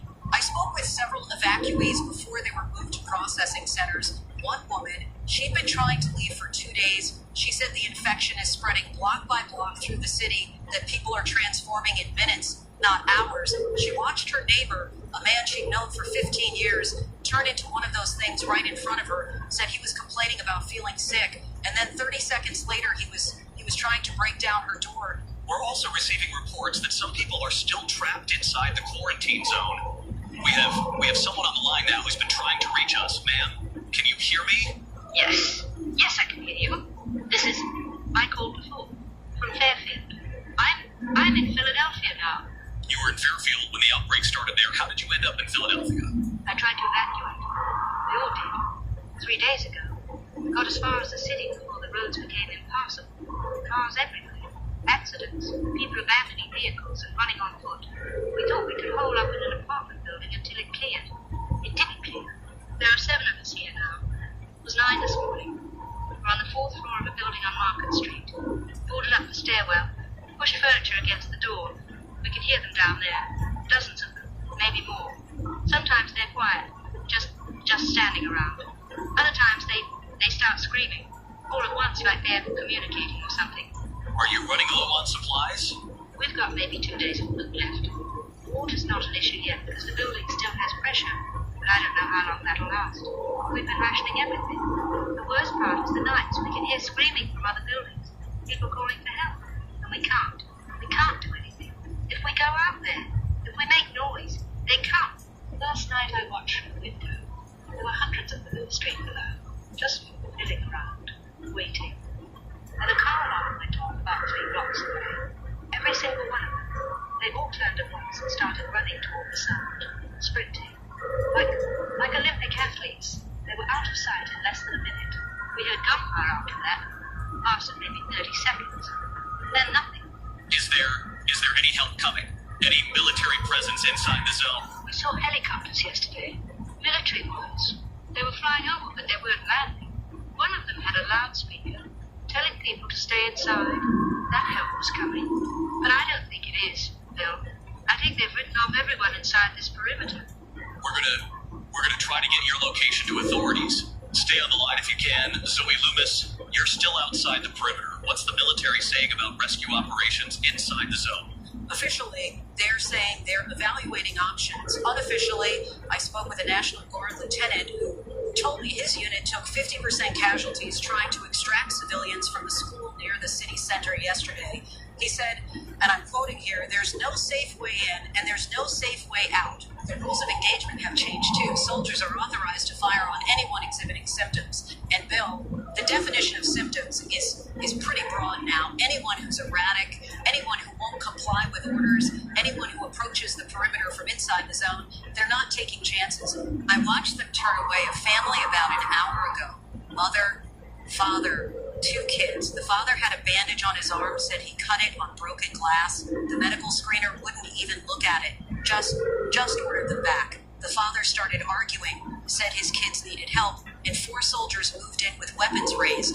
The family turned around and walked back toward the city. Good God, I'm getting word that you need to evacuate your position. Can you confirm? Yes. We're being ordered to pull back. The military says the perimeter is contracting. They're moving the line farther out. We need to... Hold on. I'm hearing something. There's gunfire. Automatic weapons fire. It's coming from inside the perimeter. Maybe half a mile. I can see there's smoke rising over the buildings. Multiple fires burning. The soldiers here are getting agitated. They're telling us to leave now. Bill, we have to go. We have to go right now. Get to safety. Go. We'll follow up with you when you're clear. The pulling out. I can still hear the gunfire. It's getting closer. There's people running toward the perimeter from inside the city. The soldiers they're taking up positions. They're not letting them through. They're not. Zoe, are you there? We've lost contact with our field reporter. We're going to try to reestablish that connection to our caller who's trapped inside Philadelphia. Are you still with us? I'm here. We all heard that gunfire. It's maybe 10 blocks from our position. They're pushing this direction. Who's pushing? All of them. The infected. Thousands of them. It's like they move in waves. Something attracts them. Gunfire, explosions, people screaming. They all converge on it. Then when there's nothing left, they spread out again, looking for the next sound, the next victim. We've been watching the pattern for 3 days now. That's how we're still alive. We stay quiet. We don't move. We wait. But the circle is getting smaller. Every time they surge towards something, some of them don't leave. They just stay in that area, standing guard, like they're claiming territory. Pretty soon there won't be anywhere left to hide. We're going to do everything we can to get help to you. Stay on the line. I need to take a moment here. Ladies and gentlemen, what we're witnessing in Philadelphia is unprecedented. A major American city has been sealed off. Hundreds of thousands of people, possibly millions, trapped inside a military cordon. And we simply don't know what the plan is for them. We're going to continue our coverage throughout the night. We'll bring you updates as soon as we have them. If you're in the greater Philadelphia area, please follow all evacuation orders immediately. If you're elsewhere in the eastern states, stay tuned to local emergency broadcasts for instructions. We'll have more on this developing situation right after this break.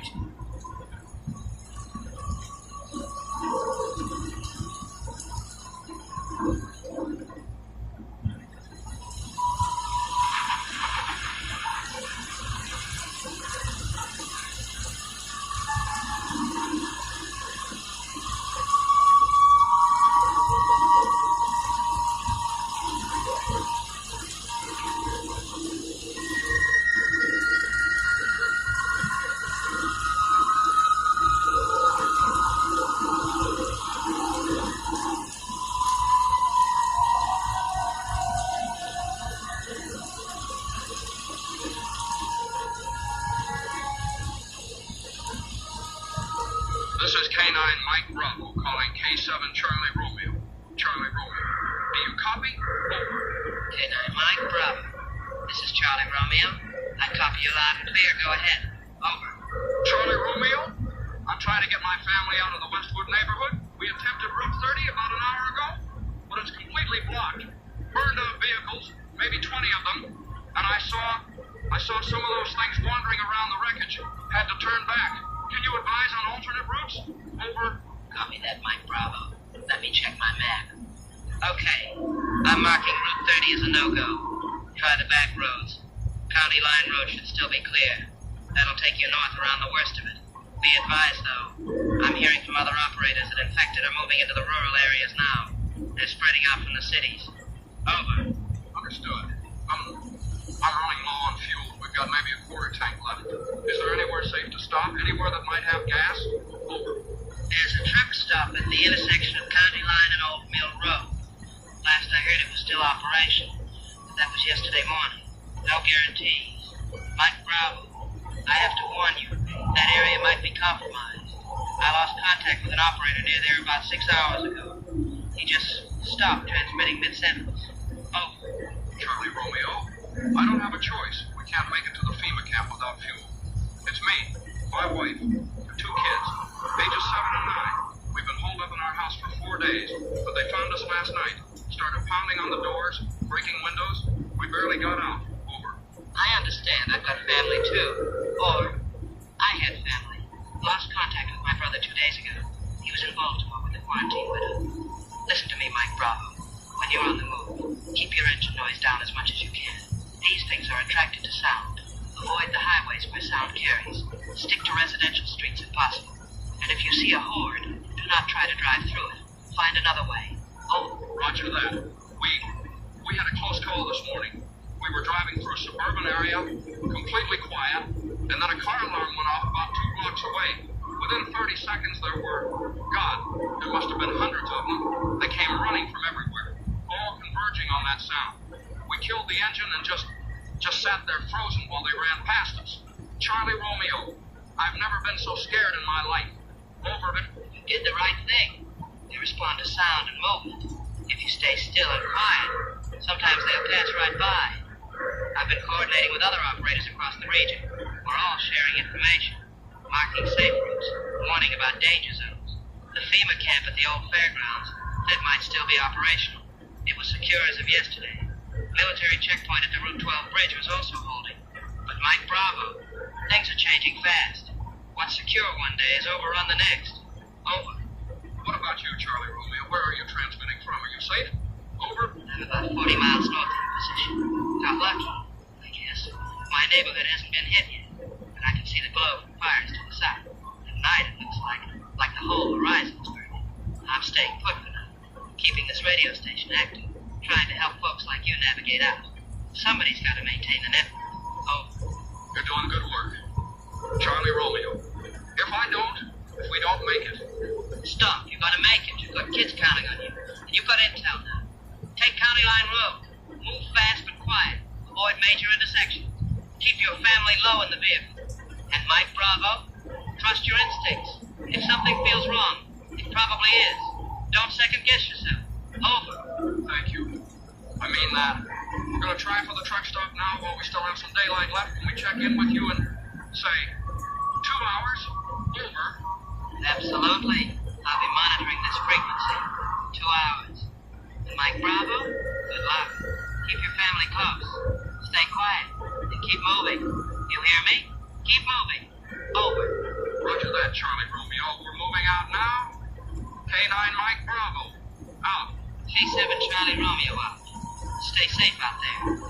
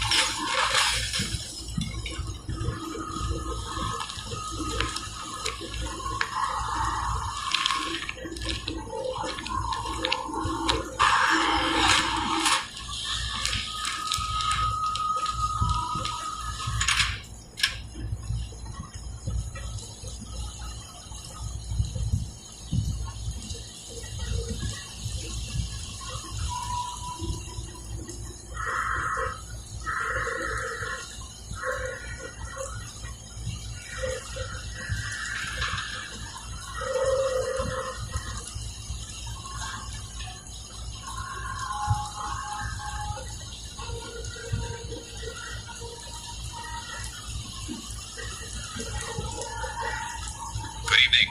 The situation has deteriorated significantly in the past 48 hours.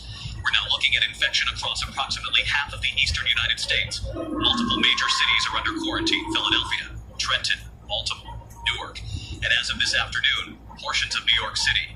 The scale of this crisis has exceeded anything in modern American history. We're going live now to correspondent Nick Chambers, who's outside Manhattan as officials there prepare for what may be a full borough quarantine. Nick? Bill, I'm in Jersey City, looking across the Hudson River at Manhattan. Behind me, you'd see the skyline. But I want you to notice something.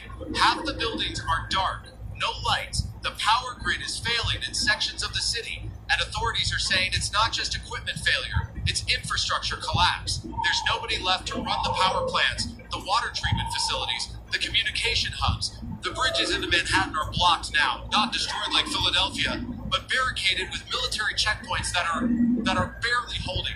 I watched the Lincoln Tunnel checkpoint get overrun about 2 hours ago. Not by infected, by people, desperate civilians trying to get out before the quarantine becomes absolute.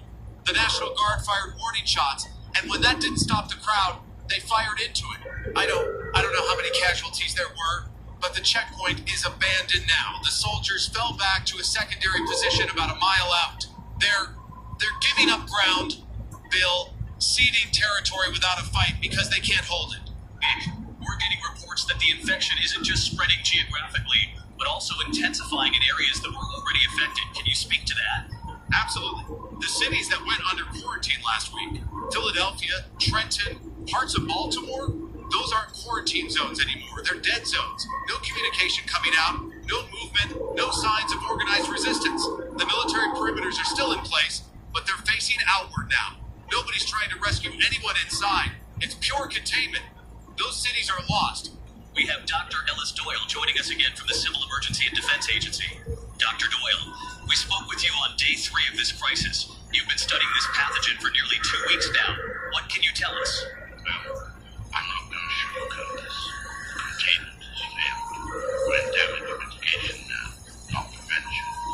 What we're dealing with is a pathogen that transforms human behavior in minutes, spreads through bodily fluid contact, and has no known treatment. This isn't influenza. This was never influenza. The transmission rate is unlike anything in the medical literature. One infected individual can create dozens of new infections in hours. Those dozens create hundreds. It's exponential, and it's faster than any disease model we have. By the time we identify an outbreak cluster, it's already spread to surrounding areas. What about the theory that this originated in livestock? We've heard that mentioned repeatedly. It's plausible. The earliest cases we can trace back were in Pennsylvania farming communities.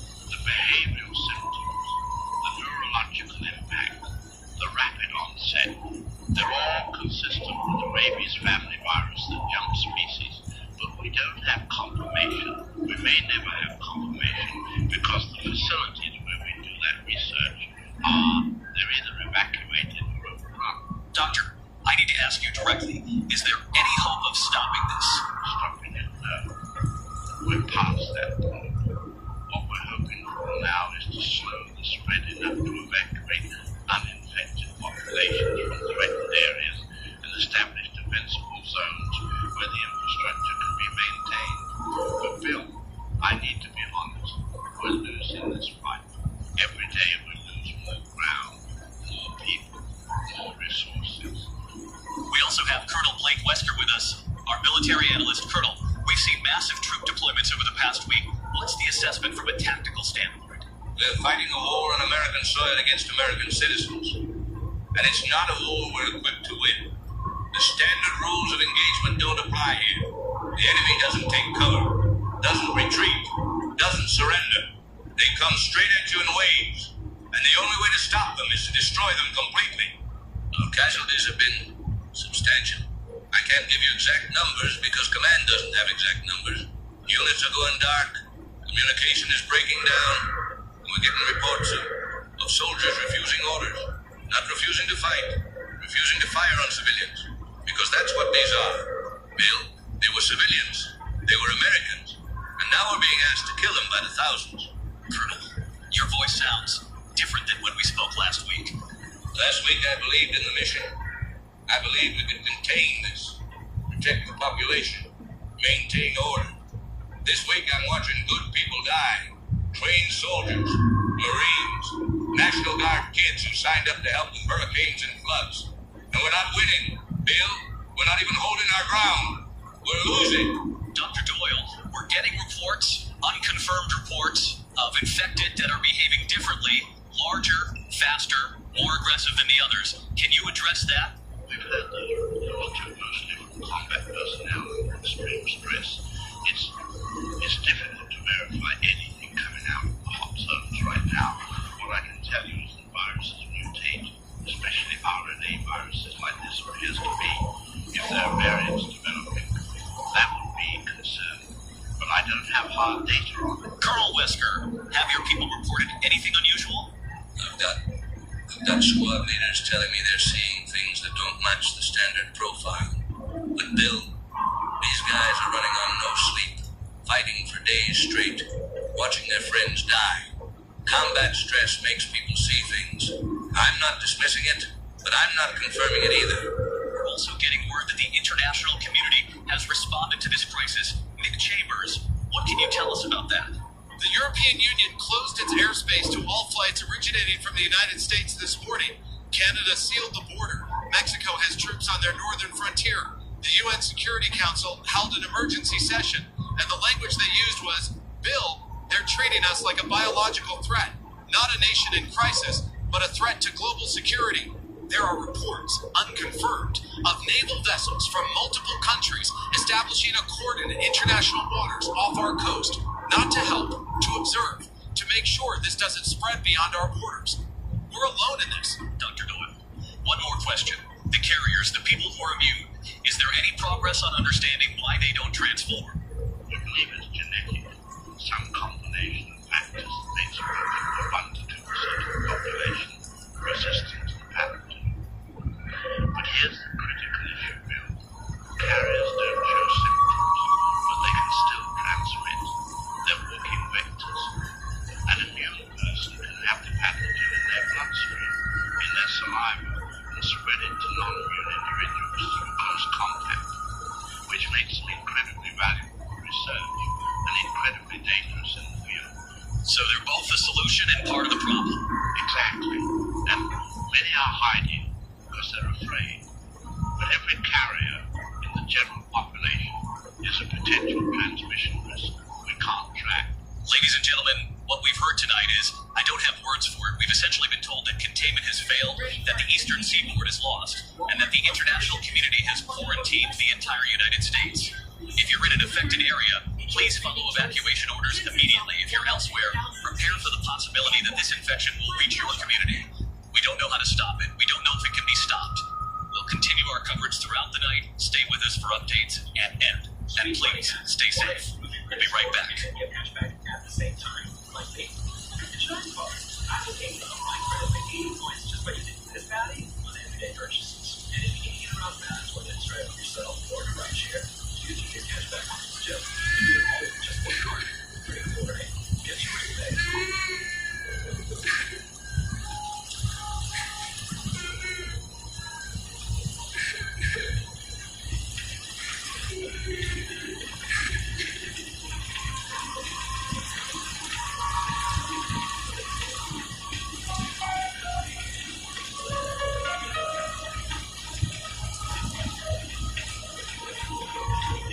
Brothers and sisters, if you can hear my voice, then you are among the few remaining.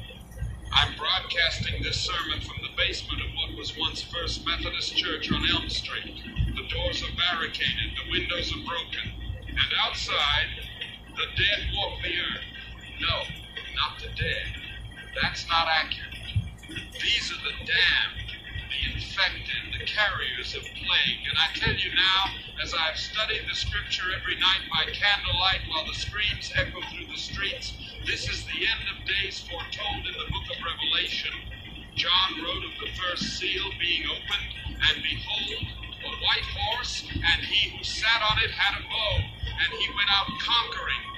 We have been conquered, not by armies, not by nations, but by a plague that transforms men into beasts, a plague that spreads faster than wildfire, a plague that has brought the mightiest nation on earth to its knees in a matter of days. The second seal, the red horse, take peace, and that people should kill one another. Have we not seen this? Have we not watched neighbor turn against neighbor, families torn apart? The military firing upon civilians, the strong devouring the weak. Peace has been taken from us, and in its place is chaos and slaughter. The third seal, the black horse, famine and scarcity. I have 1 can of beans left, 1 bottle of water. The grocery stores were looted days ago. The power is gone. The refrigerators are silent tombs of rotting food.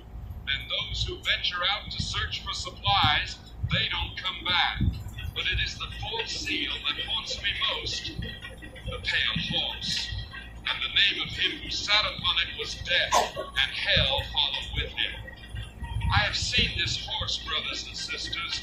I have watched it ride through our streets. I have heard its hoofbeats in the night, the pounding on doors, the breaking of glass, the screams of the taken. Some of you may be listening and thinking, this is divine judgment. We are being punished for our sins. And perhaps there is truth in that. We turned from God. We embraced violence in our entertainment. We celebrated vice and mocked virtue. We built towers of steel and glass and thought ourselves masters of creation. And now creation has reminded us that we are not masters, we are dust. And to dust we shall return. But I want you to listen carefully to what I say next. We are past the point of repentance. past the point of redemption. The time for that was weeks ago, months ago, years ago. Now we face only judgment, and that judgment is absolute. I have heard reports, fragmentary reports on the radio before the stations went dark, of new types of infected, twisted forms, abominations.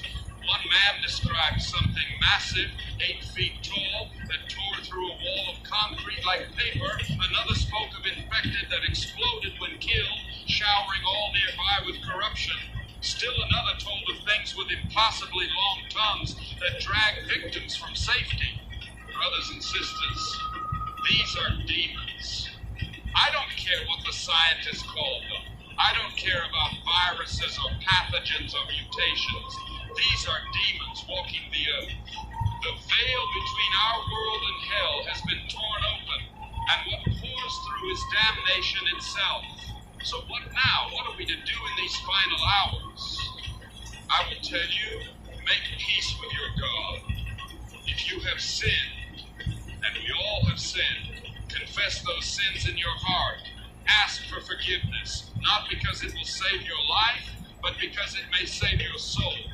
We cannot escape what is coming. The cities are fallen, the government is scattered, the military is broken.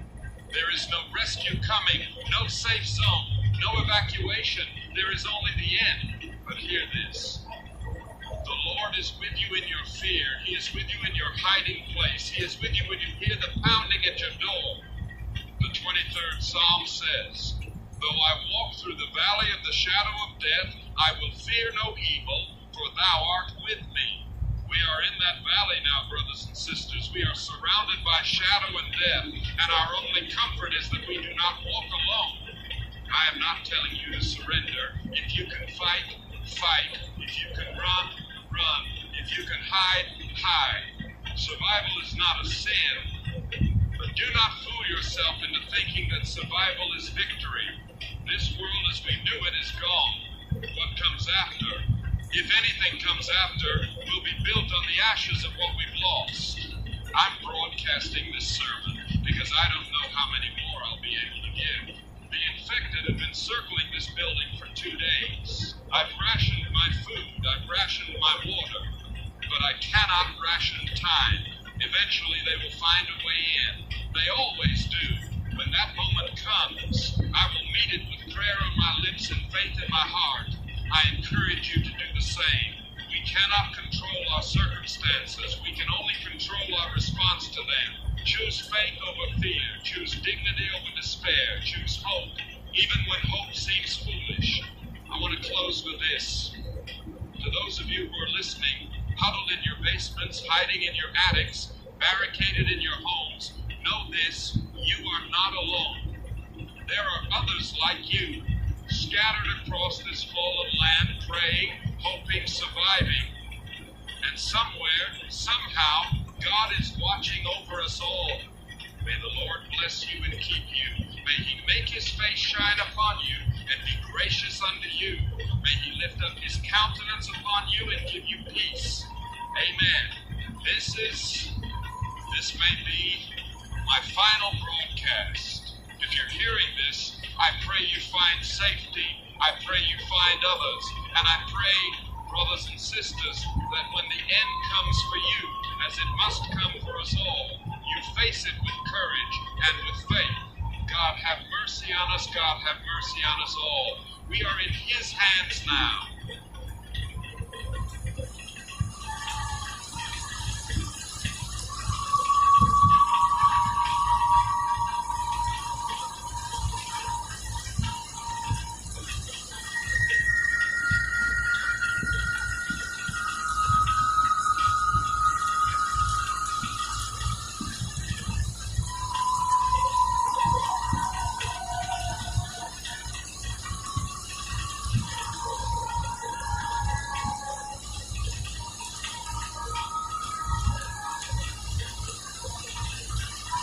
For those just finding this frequency, this is Bill Kennedy, formerly of Channel 6 News. We're broadcasting on emergency band 107.3 because we're still here. The television station was evacuated yesterday afternoon. Most of the staff is gone. Some headed west, some to FEMA camps, some I don't know where. I'm transmitting from what used to be our radio affiliate studio. Generator power, limited supplies. But we're going to keep broadcasting as long as we can, as long as there's anyone out there listening. Today we need to talk about something that leaked from the Civil Emergency and Defense Agency this morning. A document that confirms what many have suspected: there are people who are immune to the infection. They're calling them carriers. Approximately 1 to 2% of the population who can be exposed to the pathogen and never transform. And the government wants them. We have a federal official on the line. I'm not using his name because, frankly, I don't think names matter much anymore. Sir, can you tell us about this carrier identification program? No, look, I'm going to be more honest with you than I could be on camera. The carrier program it's complicated. These individuals represent our best chance at understanding immunity. But there's another factor. Carriers can still spread the pathogen. They're asymptomatic, but they're contagious. A carrier interacting with non-immune survivors can infect an entire group without anyone knowing until it's too late. So the government wants them for research and containment? Exactly. We're making impossible choices here, Bill.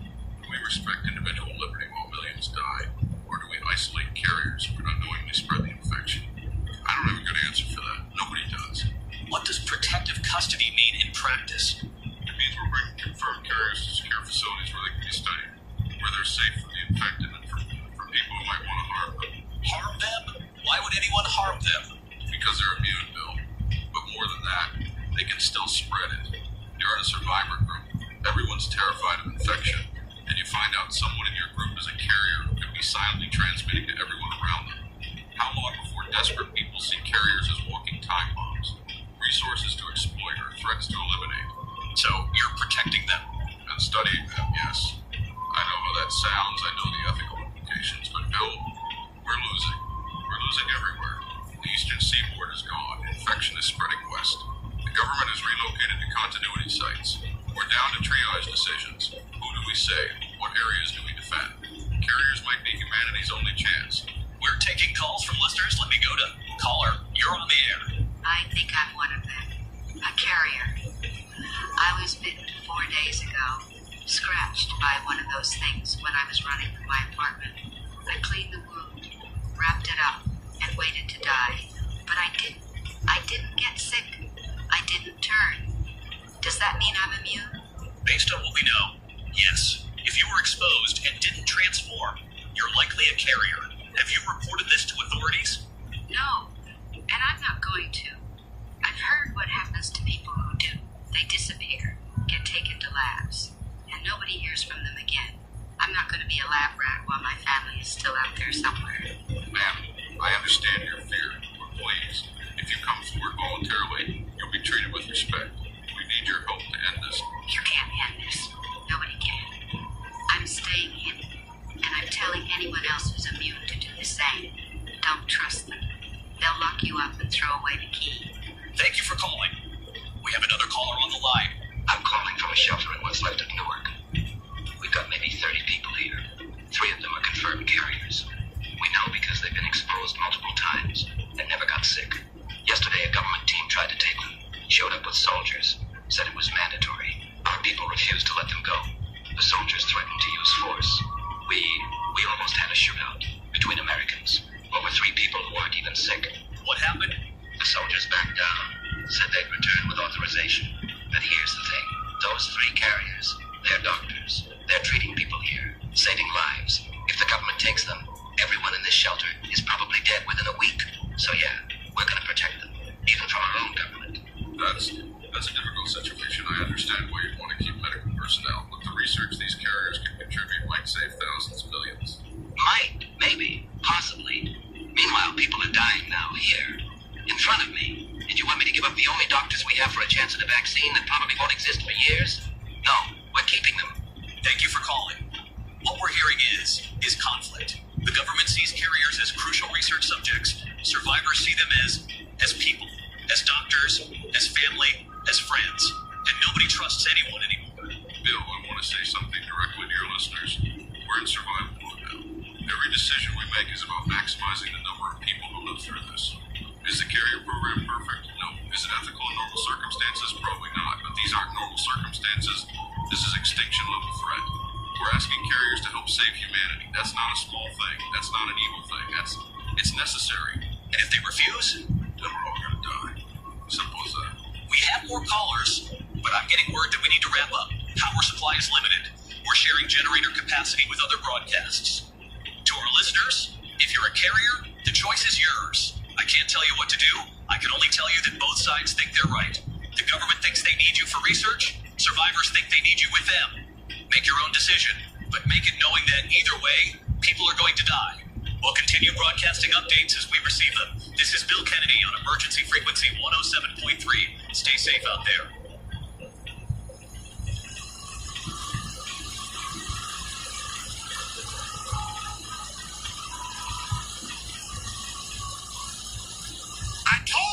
I told you it wasn't flu. Now they're admitting it's something else, but they're still lying. They're still covering up. And if you're listening to this broadcast, if you can hear my voice, you need to understand what's really happening here, because the government is not going to tell you the truth. They just today, leaked the document about carriers, about immunity, about 1 to 2% of the population that can't get infected. And they're acting like this is new information, like they just discovered it. Bullshit. Listen to me. They've known about carriers for weeks. That's what the random testing was about 3 weeks ago. Remember that? Voluntary health screening? Help us understand this new flu? They weren't studying the flu. They were hunting for immune people. They were building a database of carriers before most people even knew what a carrier was. I've been tracking this since the beginning. I've got sources. I've got documents. I've got timelines that don't add up. And here's what I know. The government has been identifying carriers from day one, testing people without consent, marking them in their databases. And now they want them all rounded up. Protective custody. You know what that means? LAB rats. Human experimentation. They're going to lock these people in bunkers and study them like animals. Why? Why do they need carriers so badly? Because they need to understand immunity so they can control it. Think about it. If there's a vaccine, who gets it? Who decides who lives and who dies? The rich, the powerful, the politically connected. They'll hoard it for themselves while everyone else gets thrown to the infected. Look at what's already happened. Wealthy people evacuated days before the general population. Private jets were flying out of major cities while regular folks were stuck in traffic trying to get past military checkpoints. Politicians are in bunkers. CEOs are in their mountain compounds. Silicon Valley billionaires are on their yachts in international waters. And where are you hiding in your basement? Rationing canned food, hoping the horde doesn't find your street. This was designed to kill most people and control the survivors. I've been saying this from day one. This is not a natural outbreak. Rabies-based viruses don't just magically jump to humans and spread this fast. This was engineered, either in a lab as a bioweapon that got loose, or, and I think this is more likely, deliberately released as population control. Think about the timing. Peak flu season starting. Maximum vulnerability. Released in a major population corridor where it could spread fastest. This wasn't an accident. This was a plan. And the people who made the plan are sitting in their secure locations right now, watching us die and taking notes on their clipboards. Now let's talk about these FEMA camps. You think those are rescue centers? You think the government set those up to help you? No, those are collection points, sorting facilities. They're separating carriers from non-carriers, taking the immune ones to labs, and everyone else gets shoved into overcrowded camps where the infection spreads like wildfire. I've got reports, credible reports, of camps being overrun within hours because they were deliberately undersupplied and undersecured. And you want to know the sick part, the really sick part? I think they're letting the camps get overrun. I think they want high-density infection zones because it speeds up the mutation process, gives them more data faster, more variants to study. We're not citizens to them anymore. We're test subjects. Speaking of mutations, they're finally admitting that the infected are changing, evolving, getting worse. Giant ones, exploding ones, ones with tongues like tentacles that drag you out of hiding. And the official story is what? Natural mutation? Virus evolution? Engineered features. This pathogen was designed to mutate, programmed to create variants. Whoever made this knew it would evolve into multiple forms. I've been spray painting warnings everywhere I go. On overpasses, on buildings, on walls. They're lying. It's not flu. Don't trust people. Carriers hide. Because I know they're monitoring broadcasts. I know they're shutting down radio stations that tell the truth. So I'm leaving physical messages, graffiti warnings that they can't erase fast enough, and I'm moving constantly. Mobile setup. Never stay in one place more than a few hours. Can't let them triangulate my position. Here's what you need to do if you're immune, if you're a carrier.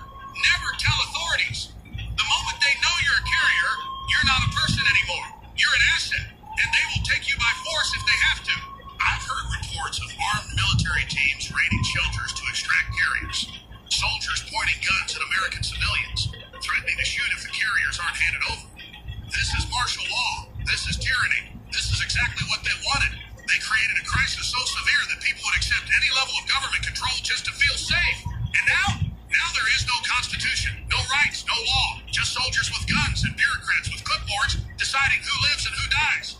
And speaking of military, let's talk about how fast they mobilized. National Guard units were in position within hours of the first major outbreak. Barriers went up overnight. Checkpoints appeared like magic.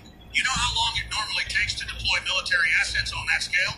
Days, weeks. But this time, instant response. Because they were already prepared. They had plans, procedures, supply chains, secure communication networks. They were ready for this before it started. And let's talk about what they're not telling you about carriers. The Civil Emergency and Defense Agency buried this in technical language, but I'll translate. Carriers are contagious. They don't show symptoms, but they spread the pathogen. You know what that means? It means every carrier walking around in survivor groups is a ticking time bomb, shaking hands, sharing water bottles, helping bandage wounds, and boom, non-immune person gets infected and doesn't know until they're already turning. This is why they're hunting carriers so aggressively, not just for research, because carriers are biological weapons that can destroy entire survivor communities from the inside. And the government knows this. They've known from the beginning. That's why the military has authorization to shoot carriers on site in contaminated zones. Not to protect the carriers, to protect everyone else from the carriers.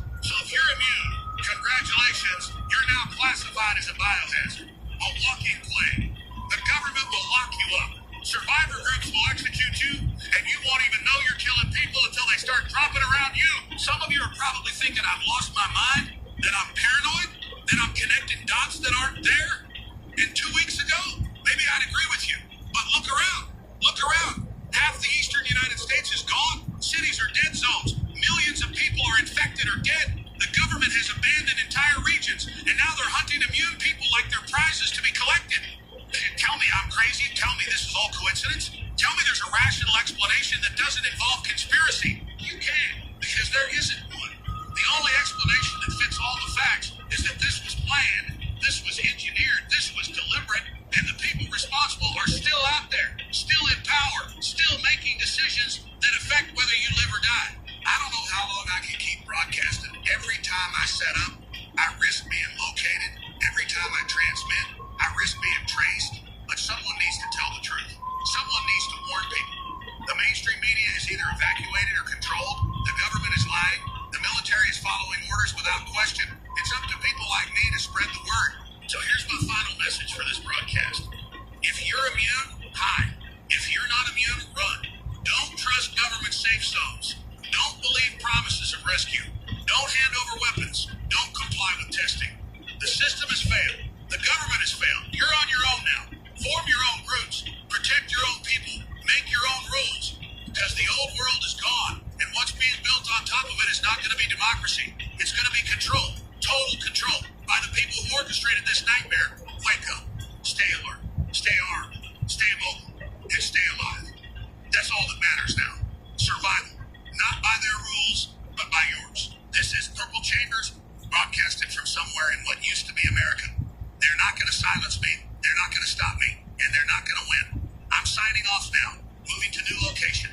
But I'll be back, and I'll keep telling the truth as long as there's anyone left to hear it. Stay strong, question everything, trust no one, and remember, they knew, and they did it anyway.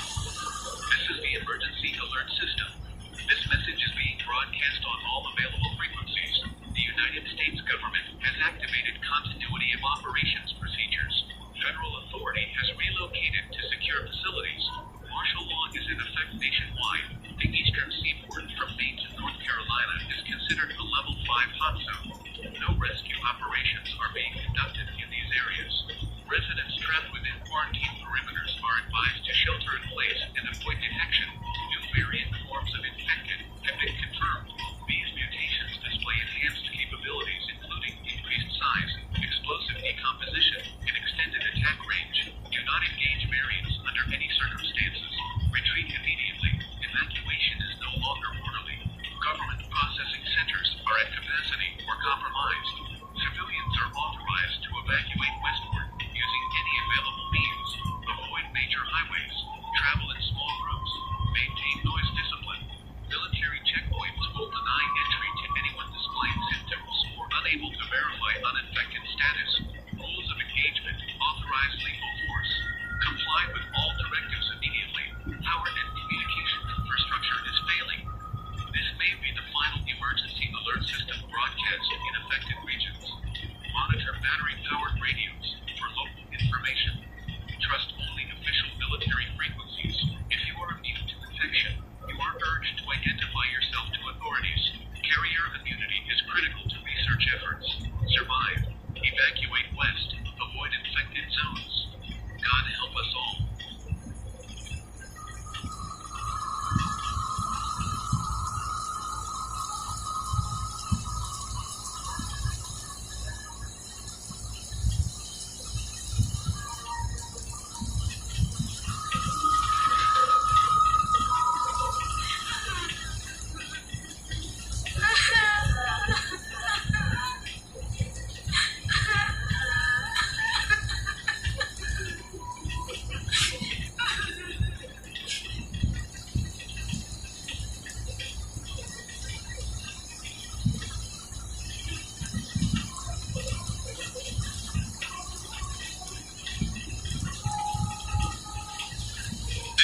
Kennedy broadcasting on emergency frequency 107.3. We're into day 15 of the crisis, and I don't have much in the way of good news tonight. The eastern seaboard is effectively lost. Power grids are failing across the region. Communication networks are sporadic at best. But we're still here, still broadcasting, and we still have people calling in with their stories. Tonight I want to spend some time with a caller who's been checking in with us since day 5. She was in Fairfield when this started. She evacuated to Philadelphia, and now she's trapped inside the quarantine zone. Ma'am, are you there? I'm here, Bill. Still alive. Somehow. Tell us what the situation is like where you are. I'm alone now, Bill. It started with 9 people. Lost 2 in the first week when they tried to make a supply run. Another one got sick. Regular sick. Infection from a contaminated wound. We didn't have antibiotics. She died. Another guy walked out. Said he couldn't take it anymore. Went down to the street and let them take it. That left 4 of us. Me, Sarah, 2 others. Then 3 days ago, everything went wrong. Still in the same building on Market Street. 4th. Now I'm the only one here. The infected are everywhere now. Hundreds of them in the streets. Maybe thousands. They move in patterns. During the day they're mostly scattered, wandering. But at night they gather, form groups, stand in intersections like they're waiting for something. Are they still responding to sound? Oh yeah. Any loud noise, they all turn at once. Start running toward it. We watched a building collapse 3 blocks from here yesterday. The sound brought every infected in maybe a half-mile radius. They swarmed it, climbed over the rubble, searching. There was nothing there, just wreckage. They kept looking for almost an hour before they spread out again. I don't make a sound, not anymore. I move on the balls of my feet. I breathe quietly. It's like I'm not even alive. Just a ghost haunting my own hiding place. You mentioned you're rationing supplies. How long can you last? Maybe 3 more days if I stretch it. I'm eating 1 meal a day now. About 400 calories. Just enough to keep functioning. Water's okay because the building pressure is still holding. But I don't know how long that'll last either. When it goes, when the water stops, I'm done. Being alone it's harder than I thought. No one to watch your back. No one to keep watch while you sleep. Every sound could be them coming back. Could be more infected. Could be the end. Have you seen any sign of military presence inside the quarantine zone? Any rescue operations? No, nothing.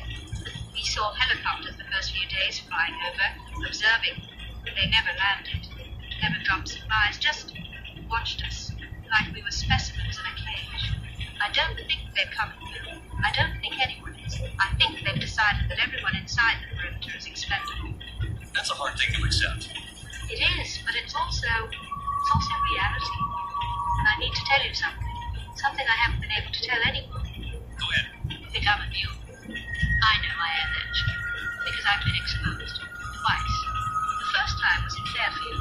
My neighbor, Bill, the one I told you about at transport, he grabbed me, scratched my arm, drew blood.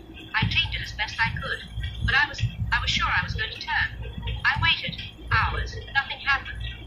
I thought maybe I got lucky. Maybe the exposure wasn't enough.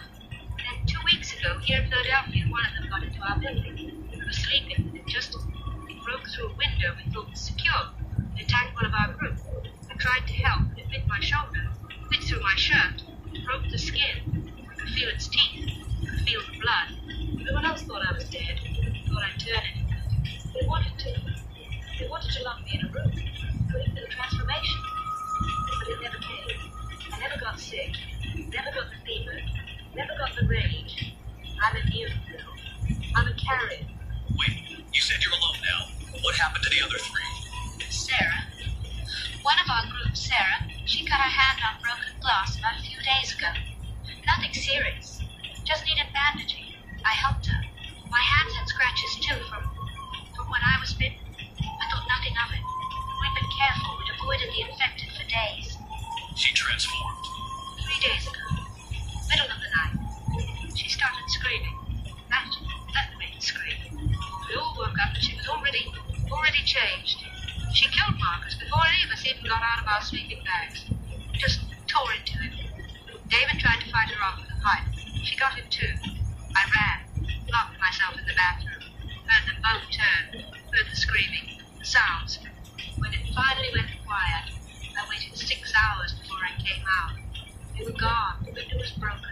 It must have gone out into the street, followed the sound of the board below. And you think you transmitted it to Sarah? I know I did, Bill. The timing. We hadn't seen infected in almost a week. The building was secure. And then I helped bandage her hand with my contaminated scratches. And 3 days later she turns. I infected her, and Sarah killed Marcus and David. I'm responsible for their deaths. You didn't know? No, I didn't know. But now I do. Now I know that I'm not just immune. I'm dangerous.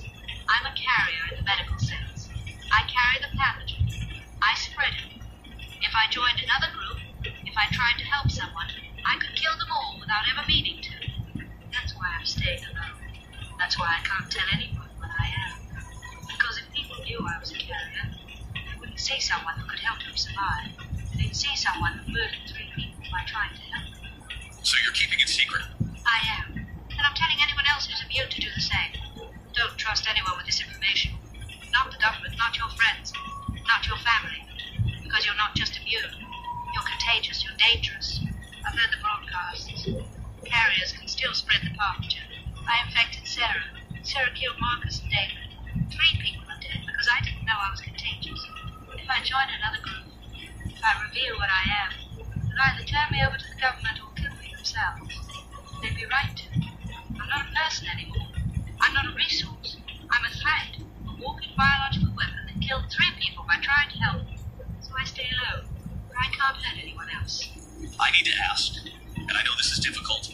When you witness transformations, your neighbor in Fairfield, Sarah and the others in Philadelphia, can you describe what it's like? What actually happens? It's fast. With my neighbor Bill, he was complaining about feeling sick, sweating, nauseous. Then he started vomiting. This green bile just pouring out of him. He collapsed, started convulsing, shaking violently. And then he changed. His eyes went wrong, bloodshot and wild. He started screaming. Not words, just rage. Pure rage. He got up and charged at his wife. She didn't even have time to run. The transformation took maybe 90 seconds, start to finish. 1 minute he was Bill, husband, father, neighbor. The next minute he was a thing, a monster. Something that looked like Bill but wasn't Bill anymore. That's what's so horrible about this. They still look human. You can recognize their faces, see who they used to be. But there's nothing left inside. No personality, no memories, no humanity. Just hunger for violence. Sarah's the same. That's greed, that rage.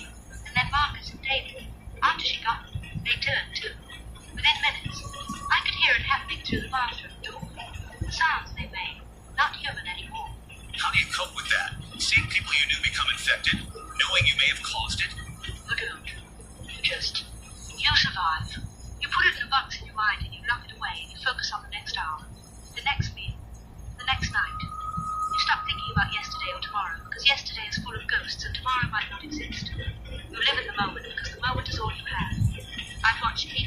not die. I watched them transform. I caused them to transform. And I'm still here, still breathing, still hiding, still hoping that maybe, somehow, this ends. But I don't know if it will. I don't know if it can. The infected don't die. They don't get tired. They don't give up. They just keep coming. Forever. And eventually they find everyone. We also have Dr. Ellis Doyle on the line. Doctor, you've been listening to this. What's your response? I don't know what this clearly describes as the reality everywhere the infection reaches critical mass. We're not reclaiming territory. We're not reversing the spread. We're trying to slow it down enough to give people time to evacuate to defensible zones. But there's no plan to retake Philadelphia or Baltimore or any of the other lost cities. They're gone and calling. I understand your fear.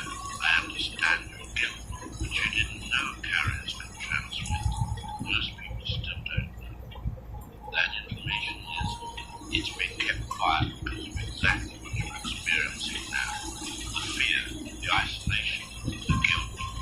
But please understand that carriers are genuinely our best hope for developing a treatment.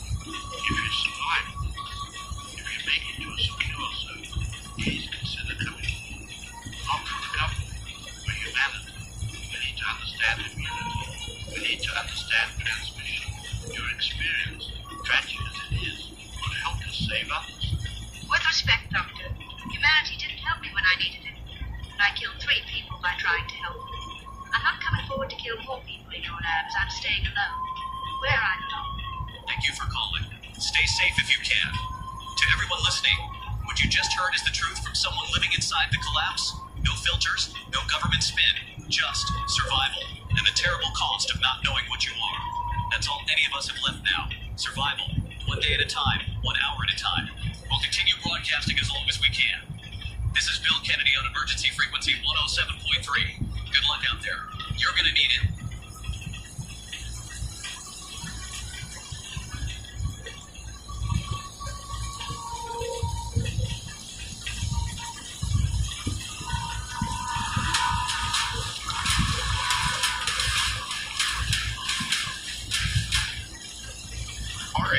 So, I'm recording this from, honestly, I don't even know where I am anymore. Some basement, generator power, running on fumes, literally and figuratively.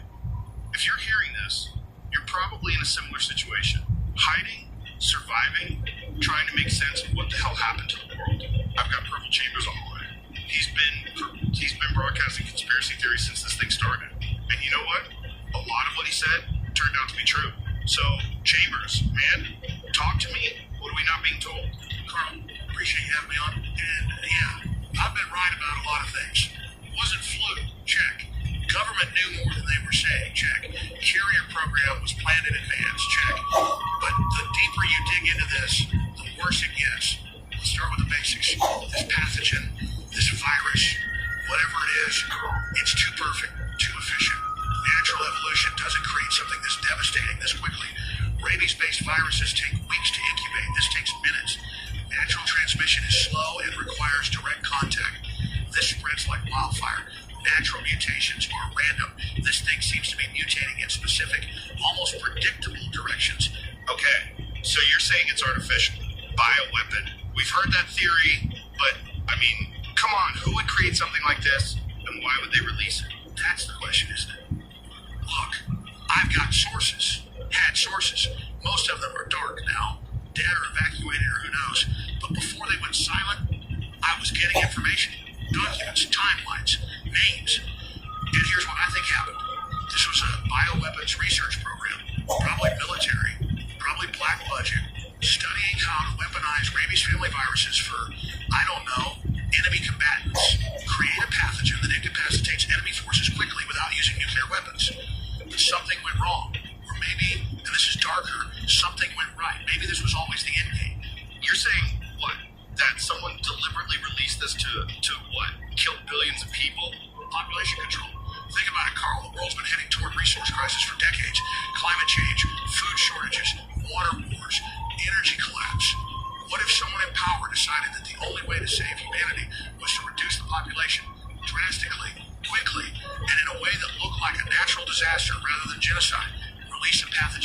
high-density corridor, let it spread, let it do its work. The strong survive, the weak die. The immune become the foundation for a new, smaller, more manageable population. So efficient. That's pretty dark, man. You're talking about intentional extinction level events. Not extinction, selection. And before you dismiss this as paranoid rambling, ask yourself, why was the military response so fast? How did they have quarantine procedures ready to go? Why did wealthy people start evacuating days before the public even knew this was serious? Someone knew this was coming. Someone was prepared. And that means someone planned it. Okay, let's say, hypothetically, that you're right, that this was intentional. Who benefits? Who's still alive and in power? Government continuity sites are secure. Military command structure relocated to bunkers. Political leadership evacuated to undisclosed locations. Billionaires on private islands and yachts. Tech executives in New Zealand compounds. Meanwhile, regular people are dying by the millions, fighting for scraps, hiding in basements, being hunted by infected former neighbors. The people who benefit are the people who survive with their power intact. And right now, that's a very small group. What about the mutation, the special infected? We're getting reports of things that don't match the normal profile. Giant ones, exploding ones, ones with weird abilities. How does that fit your theory? That's the scary part. If this was engineered, then the mutations might have been engineered too. Not the specific forms, but the tendency to mutate. You create a base pathogen that's extremely unstable, that mutates rapidly in unpredictable directions, release it into a population of hundreds of millions of hosts, and let it evolve, see what emerges, collect data, study the variants. We're not just dying, Carl. We're participating in a massive experiment. The infected are the test subjects, the survivors are the control group, and somewhere, someone is taking notes. That's nightmare fuel. Okay, but let's talk about something that might actually help people, the carriers. What should they do? Trust the government program or hide? Hide, 100% hide. Look, the official story is that carriers are needed for vaccine research, and maybe that's partly true, but here's what they're not telling you. Carriers can still spread the pathogen. You're asymptomatic, but you're contagious. That's why they want you so badly. You're not just research subjects, you're walking biological weapons that need to be contained.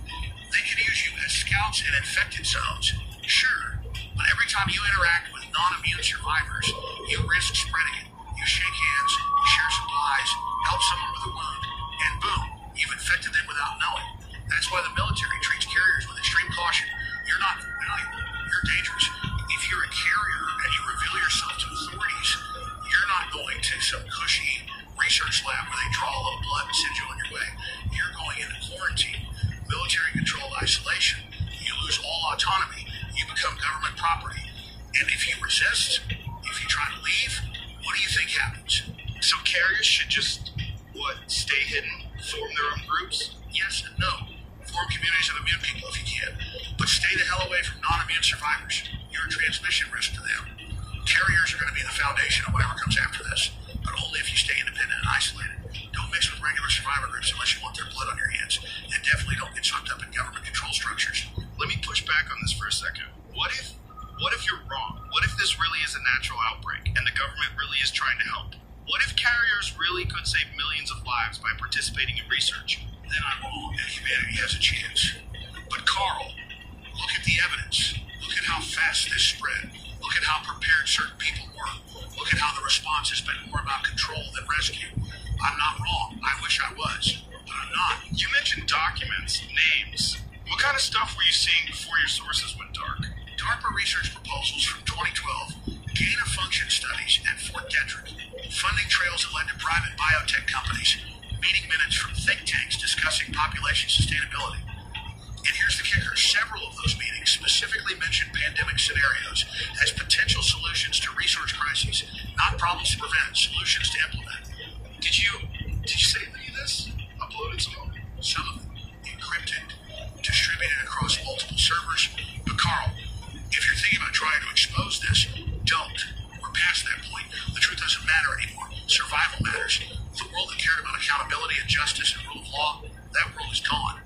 This is a different world now. Harder, darker, where might makes right and truth is whatever the people with guns say it is. That's bleak. It's realistic. I've been tracking this from the beginning. I've seen how it unfolded. And I'm telling you, This was not an accident. This was a plan. Whether it went exactly as intended or spun out of control, I don't know. But it started as a plan.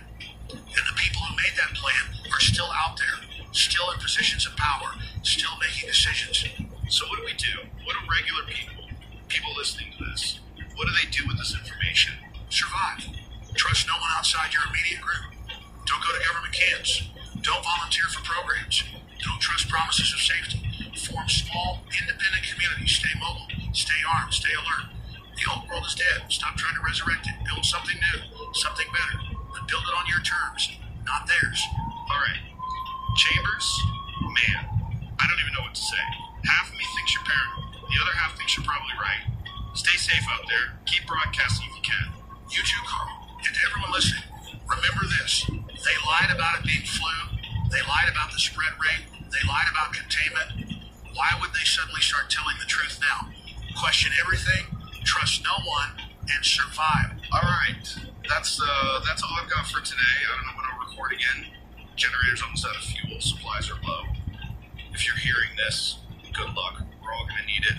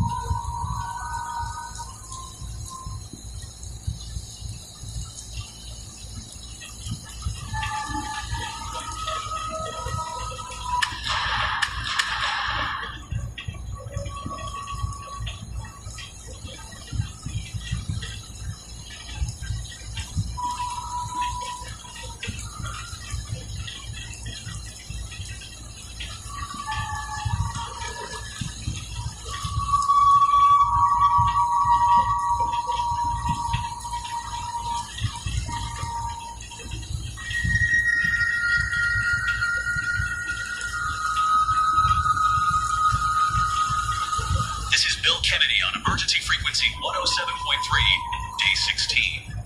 I'm not going to sugarcoat this. The news today is, it's worse.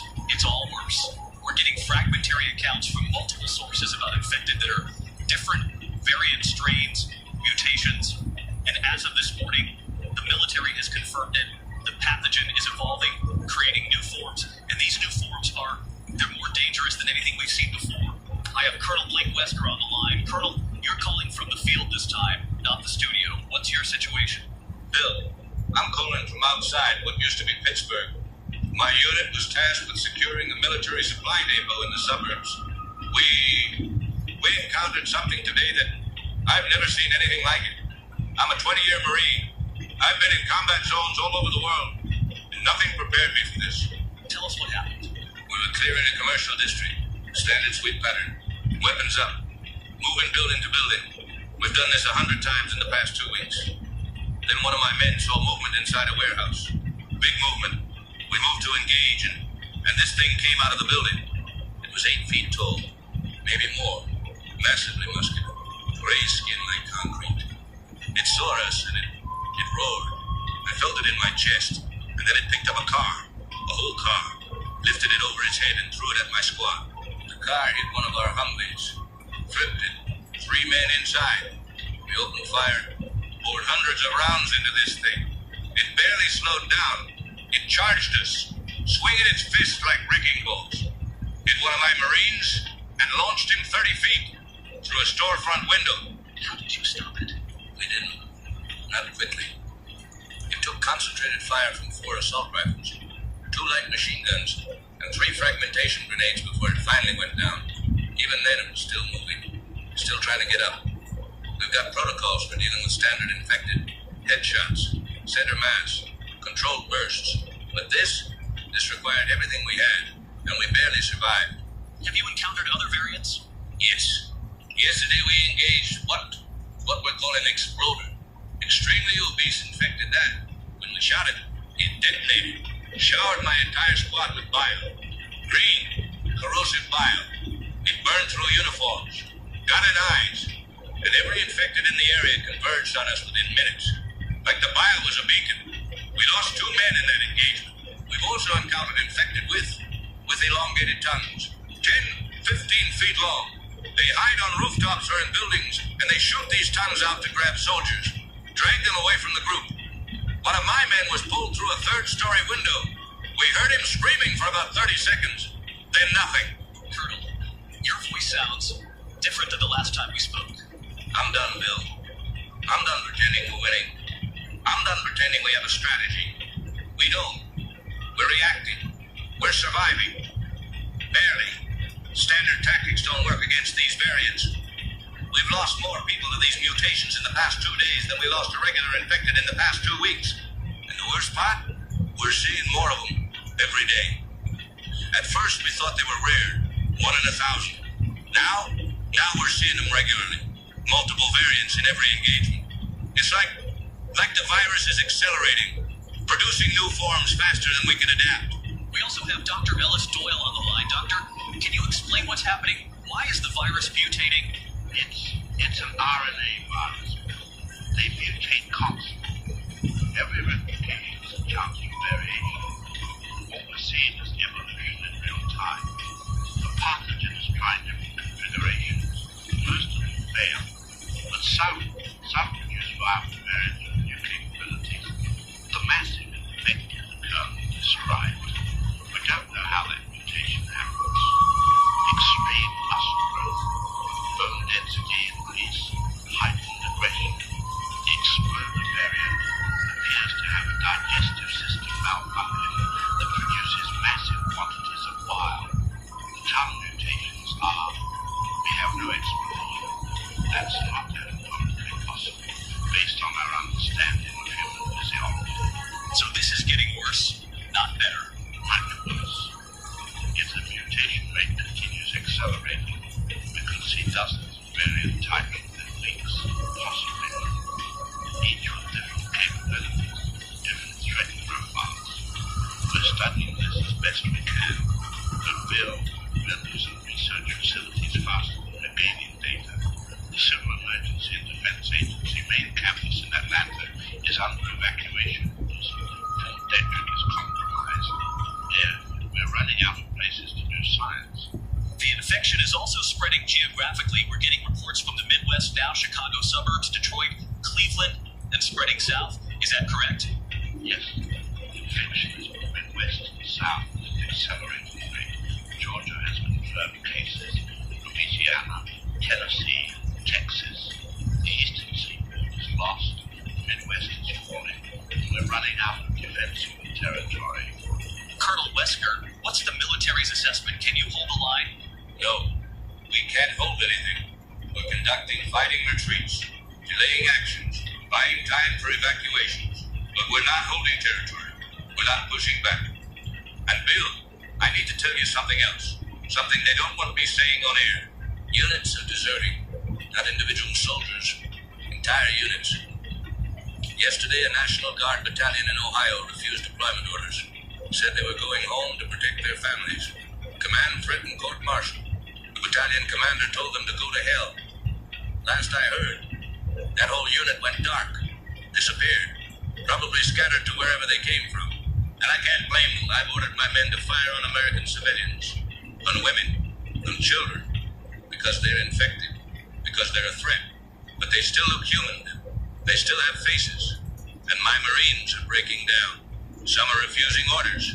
Some are eating their weapons. Morale isn't just low. It's gone. Are you saying the military is collapsing? I'm saying we're human. And we've been asked to do inhuman things for 2 weeks straight with no end in sight. Some people can handle that. Most can't. And the ones who can't are either deserting or dying. We're hemorrhaging personnel, Bill. Combat losses, desertions, psychological breakdowns. Give it another week and I don't know what'll be left. We're taking calls from listeners. Caller, you're on the air. Bill, I'm in central Pennsylvania, a small town. We've been relatively untouched so far, but last night we saw something. It looked like a person, but it was crouched, moving on all fours, fast, jumping from rooftop to rooftop. We heard it screaming, this high-pitched shriek, like a hunting call. And then we heard answering calls from all around us. Multiple infected all screaming back,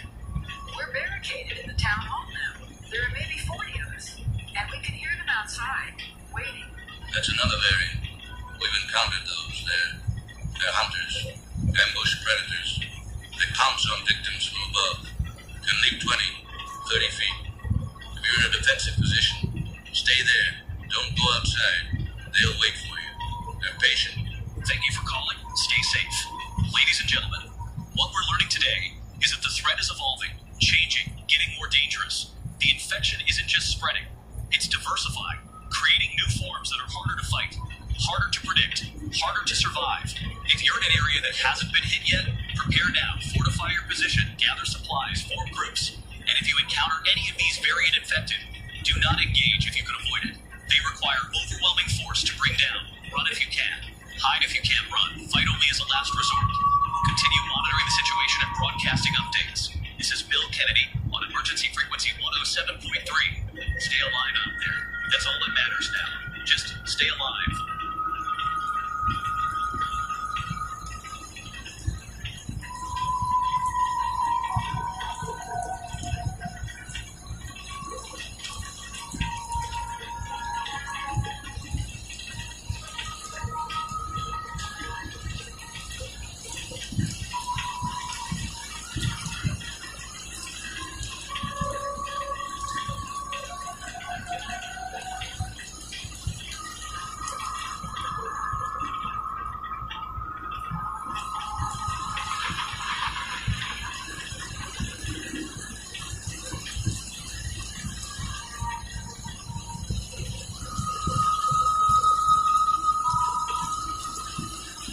My fellow Americans, now, I'm speaking to you tonight from a secure location, not from the Oval Office, not from the White House. Those buildings have been evacuated. And look, I'm not going to stand here and tell you that the situation is under control, because it's not. The situation has deteriorated significantly beyond what any of our models predict.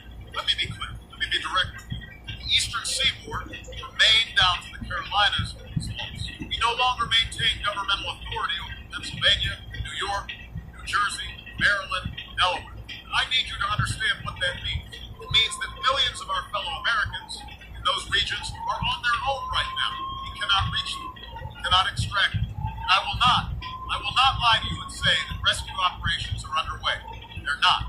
The infection is moving west, it's moving south, Chicago has fallen. Detroit, Cleveland. We're seeing major outbreaks in Georgia, Louisiana, Tennessee. Now, this is not the kind of war we're accustomed to fighting. There's no enemy command structure to target, no supply lines to cut, no peace treaty to negotiate. We're fighting biology itself. Right now, biology is winning. I've activated continuity of government procedure. What that means is constitutional leadership, chain of command, has been relocated to secure facilities across the country. The line of succession is protected. The government of the United States, your government, continues to function. Let's be honest about what we're doing. We're in triage mode. We're making impossible choices about which communities we can protect and which ones, tragically, we cannot save. Effective immediately.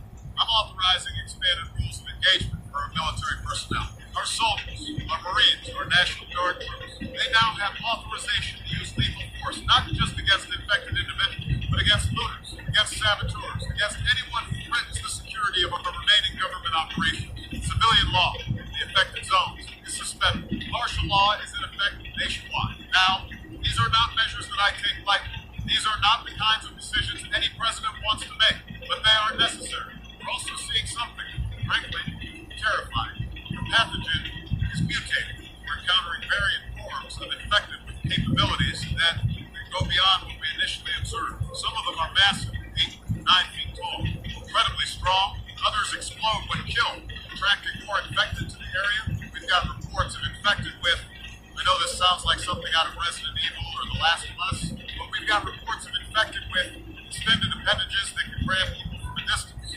This isn't a video game, this is happening. And our military is adapting as fast as they can. But every adaptation, every tactical adjustment, we're paying for it in American blood.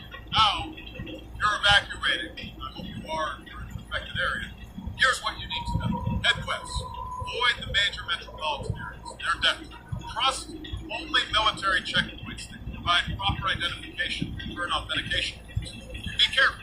Deserters and looters are impersonating official military personnel. Verify credentials before you trust anyone. And if something feels wrong, That instinct might save your life. Look, I'm going to level with you about the FEMA camps. Many of these facilities are overwhelmed, they're undersupplied, some have been completely overrun.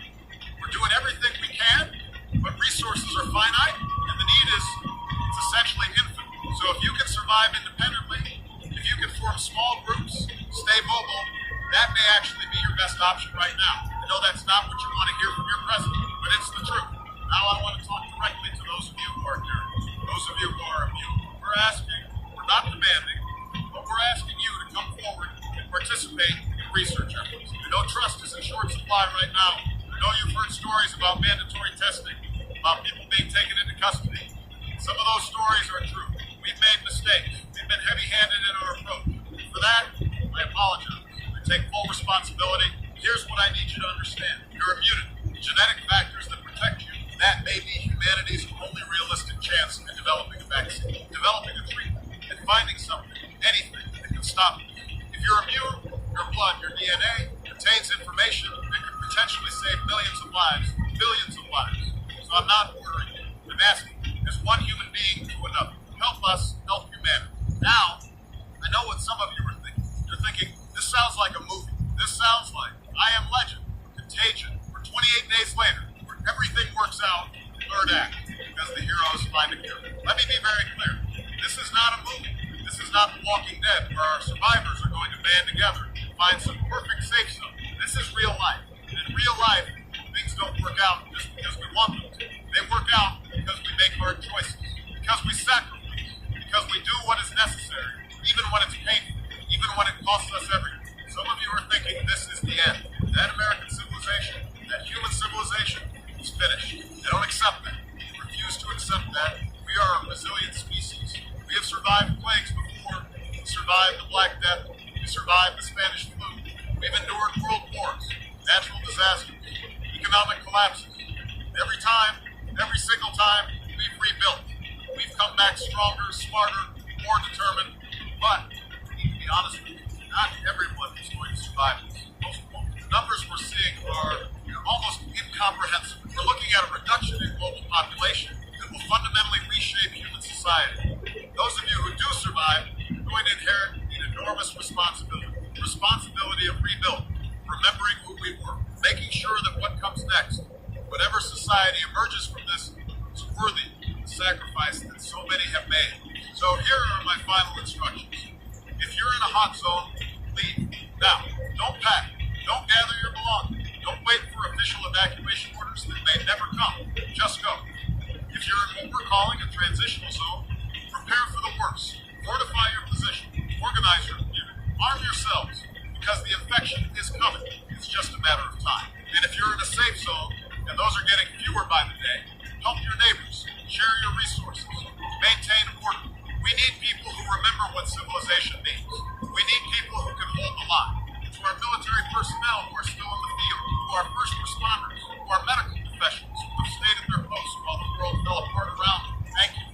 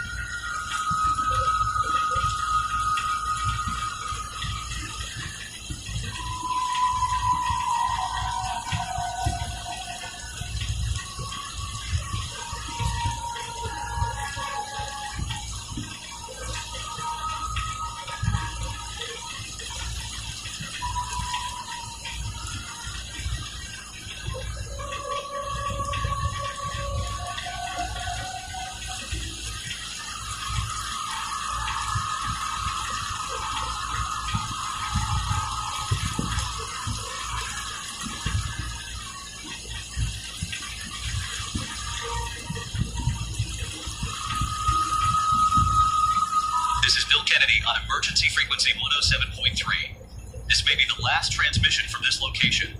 We're leaving soon. The station is evacuating. Power is failing. And honestly, I don't know if anyone is still listening, but if you are, here's what we know tonight. The eastern United States is no longer under federal control. The government has relocated to what they're calling continuity sites. They won't say where. Martial law is in effect nationwide. Military units have authorization to shoot on sight, not just infected, anyone who threatens operations, looters, deserters, desperate people. We have Francis Redfield on the line. He's been our government contact throughout this crisis. Francis, give us the national update, the real one. Bill, there's no point in sugarcoating anymore. We lost the eastern seaboard, Pennsylvania, New York, New Jersey, Maryland, parts of Virginia. Every major city in those states is a dead zone. No communication, no survivors that we can confirm, just silence. The infection is spreading west faster than we can evacuate people. Chicago is falling, Detroit, Cleveland. We're seeing major outbreaks in Georgia, Louisiana, Tennessee. The pattern is the same everywhere. Once it reaches critical mass in an urban area, that area is lost within 72 hours. What about the military? Can they hold anything? No. The military is conducting fighting retreats, trying to buy time, but they're not holding territory. They can't. We've lost thousands of personnel, combat casualties, desertions, units that just went dark, stopped reporting. What's left of command structure is scattered across multiple secure sites with limited communication between them. So the government has essentially abandoned the civilian population. We've abandoned geography. The people who made it to secure zones, military bases, hardened facilities, we're trying to protect them. Everyone else is. They're on their own. We don't have the resources to do more. We barely have the resources to do this much. We have Nick Chambers calling in. Nick, you're our field reporter. Where are you now? Bill, I'm not a reporter anymore. I'm a refugee. I'm calling from the side of Route 80, somewhere in rural Ohio. My press van ran out of gas about 2 hours ago. There are thousands of us out here, on foot, in broken down cars, just moving, trying to get west, away from the infection. The highways are gridlocked for miles. Abandoned vehicles everywhere. Some of them still have people inside, dead, or worse.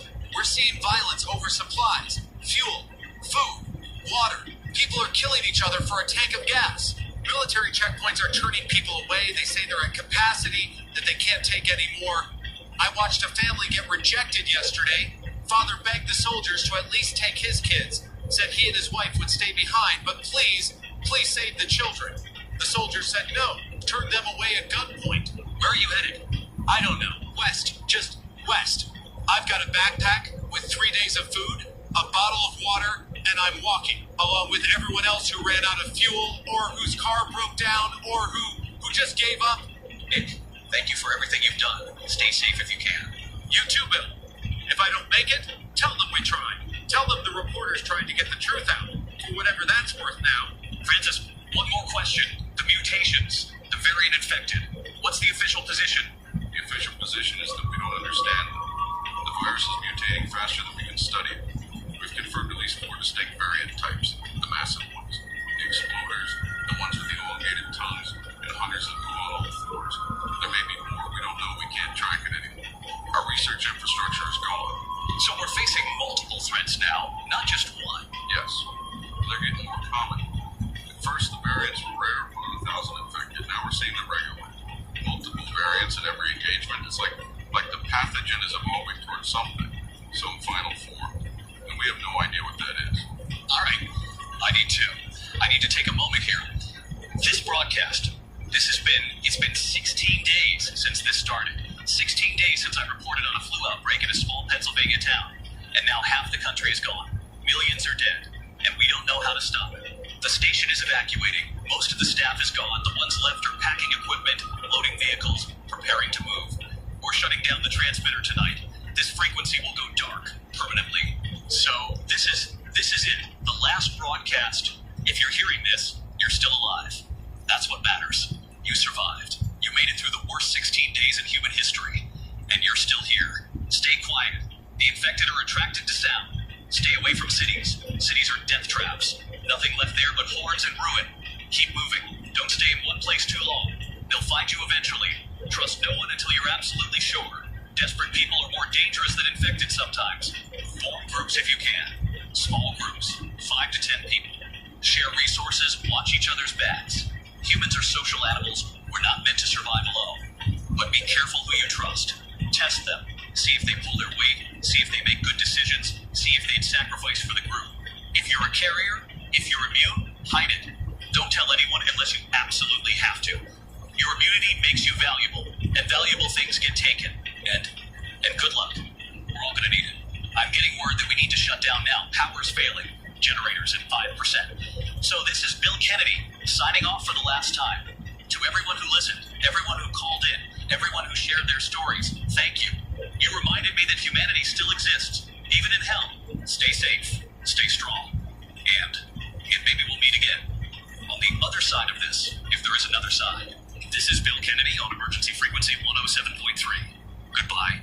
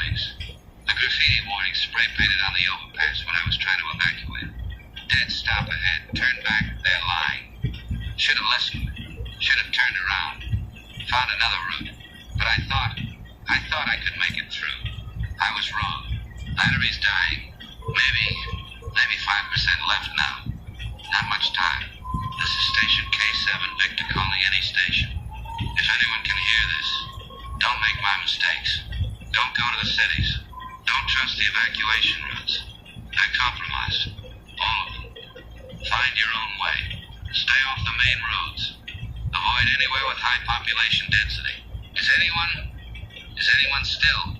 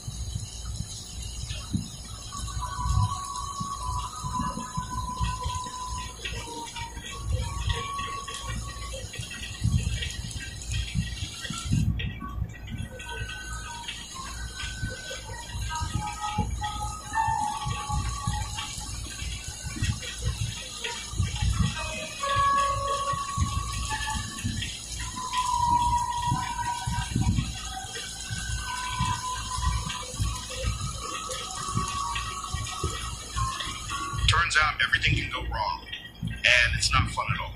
This was supposed to be a podcast. We talked about conspiracy theories, government cover-ups, end-of-the-world scenarios, hypothetical disasters. Thought it was all, exploring ideas, mental exercises, fun speculation about what could happen if everything went wrong. I don't know if anyone's going to hear this. I don't know if I'm going to upload it. Hell, I don't know if there's still an internet to upload to. But I'm recording anyway, because that's what I do. What I did. What I used to do when the world made sense. I'm in a basement. Studio in a basement. Generator running on fumes. I can hear things outside. Movement. Footsteps. Screaming in the distance. I've been down here for 3 days. Alone. Trying to keep broadcasting because that's what I'm supposed to do. Right? Information is important. Keeping people informed matters. I interviewed that doctor. What was his name? Thornhill. Early on. Day 8, I think. He told me about transmission rates, about how fast this thing spread. Said we were looking at societal collapse in weeks. I remember laughing, not at him, just nervous laughter, because that seemed impossible. America doesn't collapse. Not in weeks. Not ever. But he was right. It's been 2 weeks, and it's gone. All of it. Gone. I was wrong about some things, right about others. Doesn't matter now. Being right doesn't save you. Being prepared doesn't save you. Nothing saves you except luck. And eventually everyone's luck runs out. But who am I informing? My family evacuated west a week ago, told me to come with them. I said no, said I had to stay, had to keep the podcast going, had to, document this, bear witness, thought I was doing something important. I was an idiot. I keep thinking about all the episodes we recorded, all the theories we discussed, government bioweapons, population control, engineered pandemics. We treated it like a game, like intellectual curiosity. Never really believed it could actually happen. And now it has. And I'm sitting in a basement waiting to die because I chose podcasting over family. What was I thinking? That information was more important than survival? That staying behind to broadcast to what? A dozen listeners scattered across the wasteland? That mattered more than being with my wife and kids? I'm an idiot. I'm a damn idiot. I'm going to stop recording, pack up, try to catch up with my family. They had a weak head start. They're probably in Montana by now, or Colorado, or dead. But I have to try. I have to at least try. Now I'm done. But I'm stubborn. So I kept recording, kept broadcasting. Even after the stations went dark, even after the networks failed, even after it became obvious that nobody was listening. Because stopping felt like giving up. And I wasn't ready to give up. We didn't try hard enough, or fast enough, or we tried the wrong things. I don't know anything. This equipment, all this stuff I thought was so important. I'm leaving it. Taking food, water, anything useful. The recording gear stays. Let someone else find it. Let them wonder what we were thinking. Why we spent so much time talking into microphones while the world ended. If you're listening to this later, if there is a later, I hope you made it. I hope someone made it. I hope there's still something worth rebuilding, something worth saving. And I hope whoever finds this recording understands that we tried, in our own stupid way. We tried to make sense of it. Tried to help. Tried to do something. This was Carl Grimes, podcaster, conspiracy theorist. idiot who chose his microphone over his family. If you're out there, if you survived, learn from my mistakes. People matter more than principles. Family matters more than format. Stay human, stay connected, don't isolate yourself in the name of some greater purpose that doesn't actually matter. Goodbye. And, good luck. I'm shutting down now, gonna find my family, or die trying. Either way, this is the end of the podcast, the end of the show, the end of everything, really.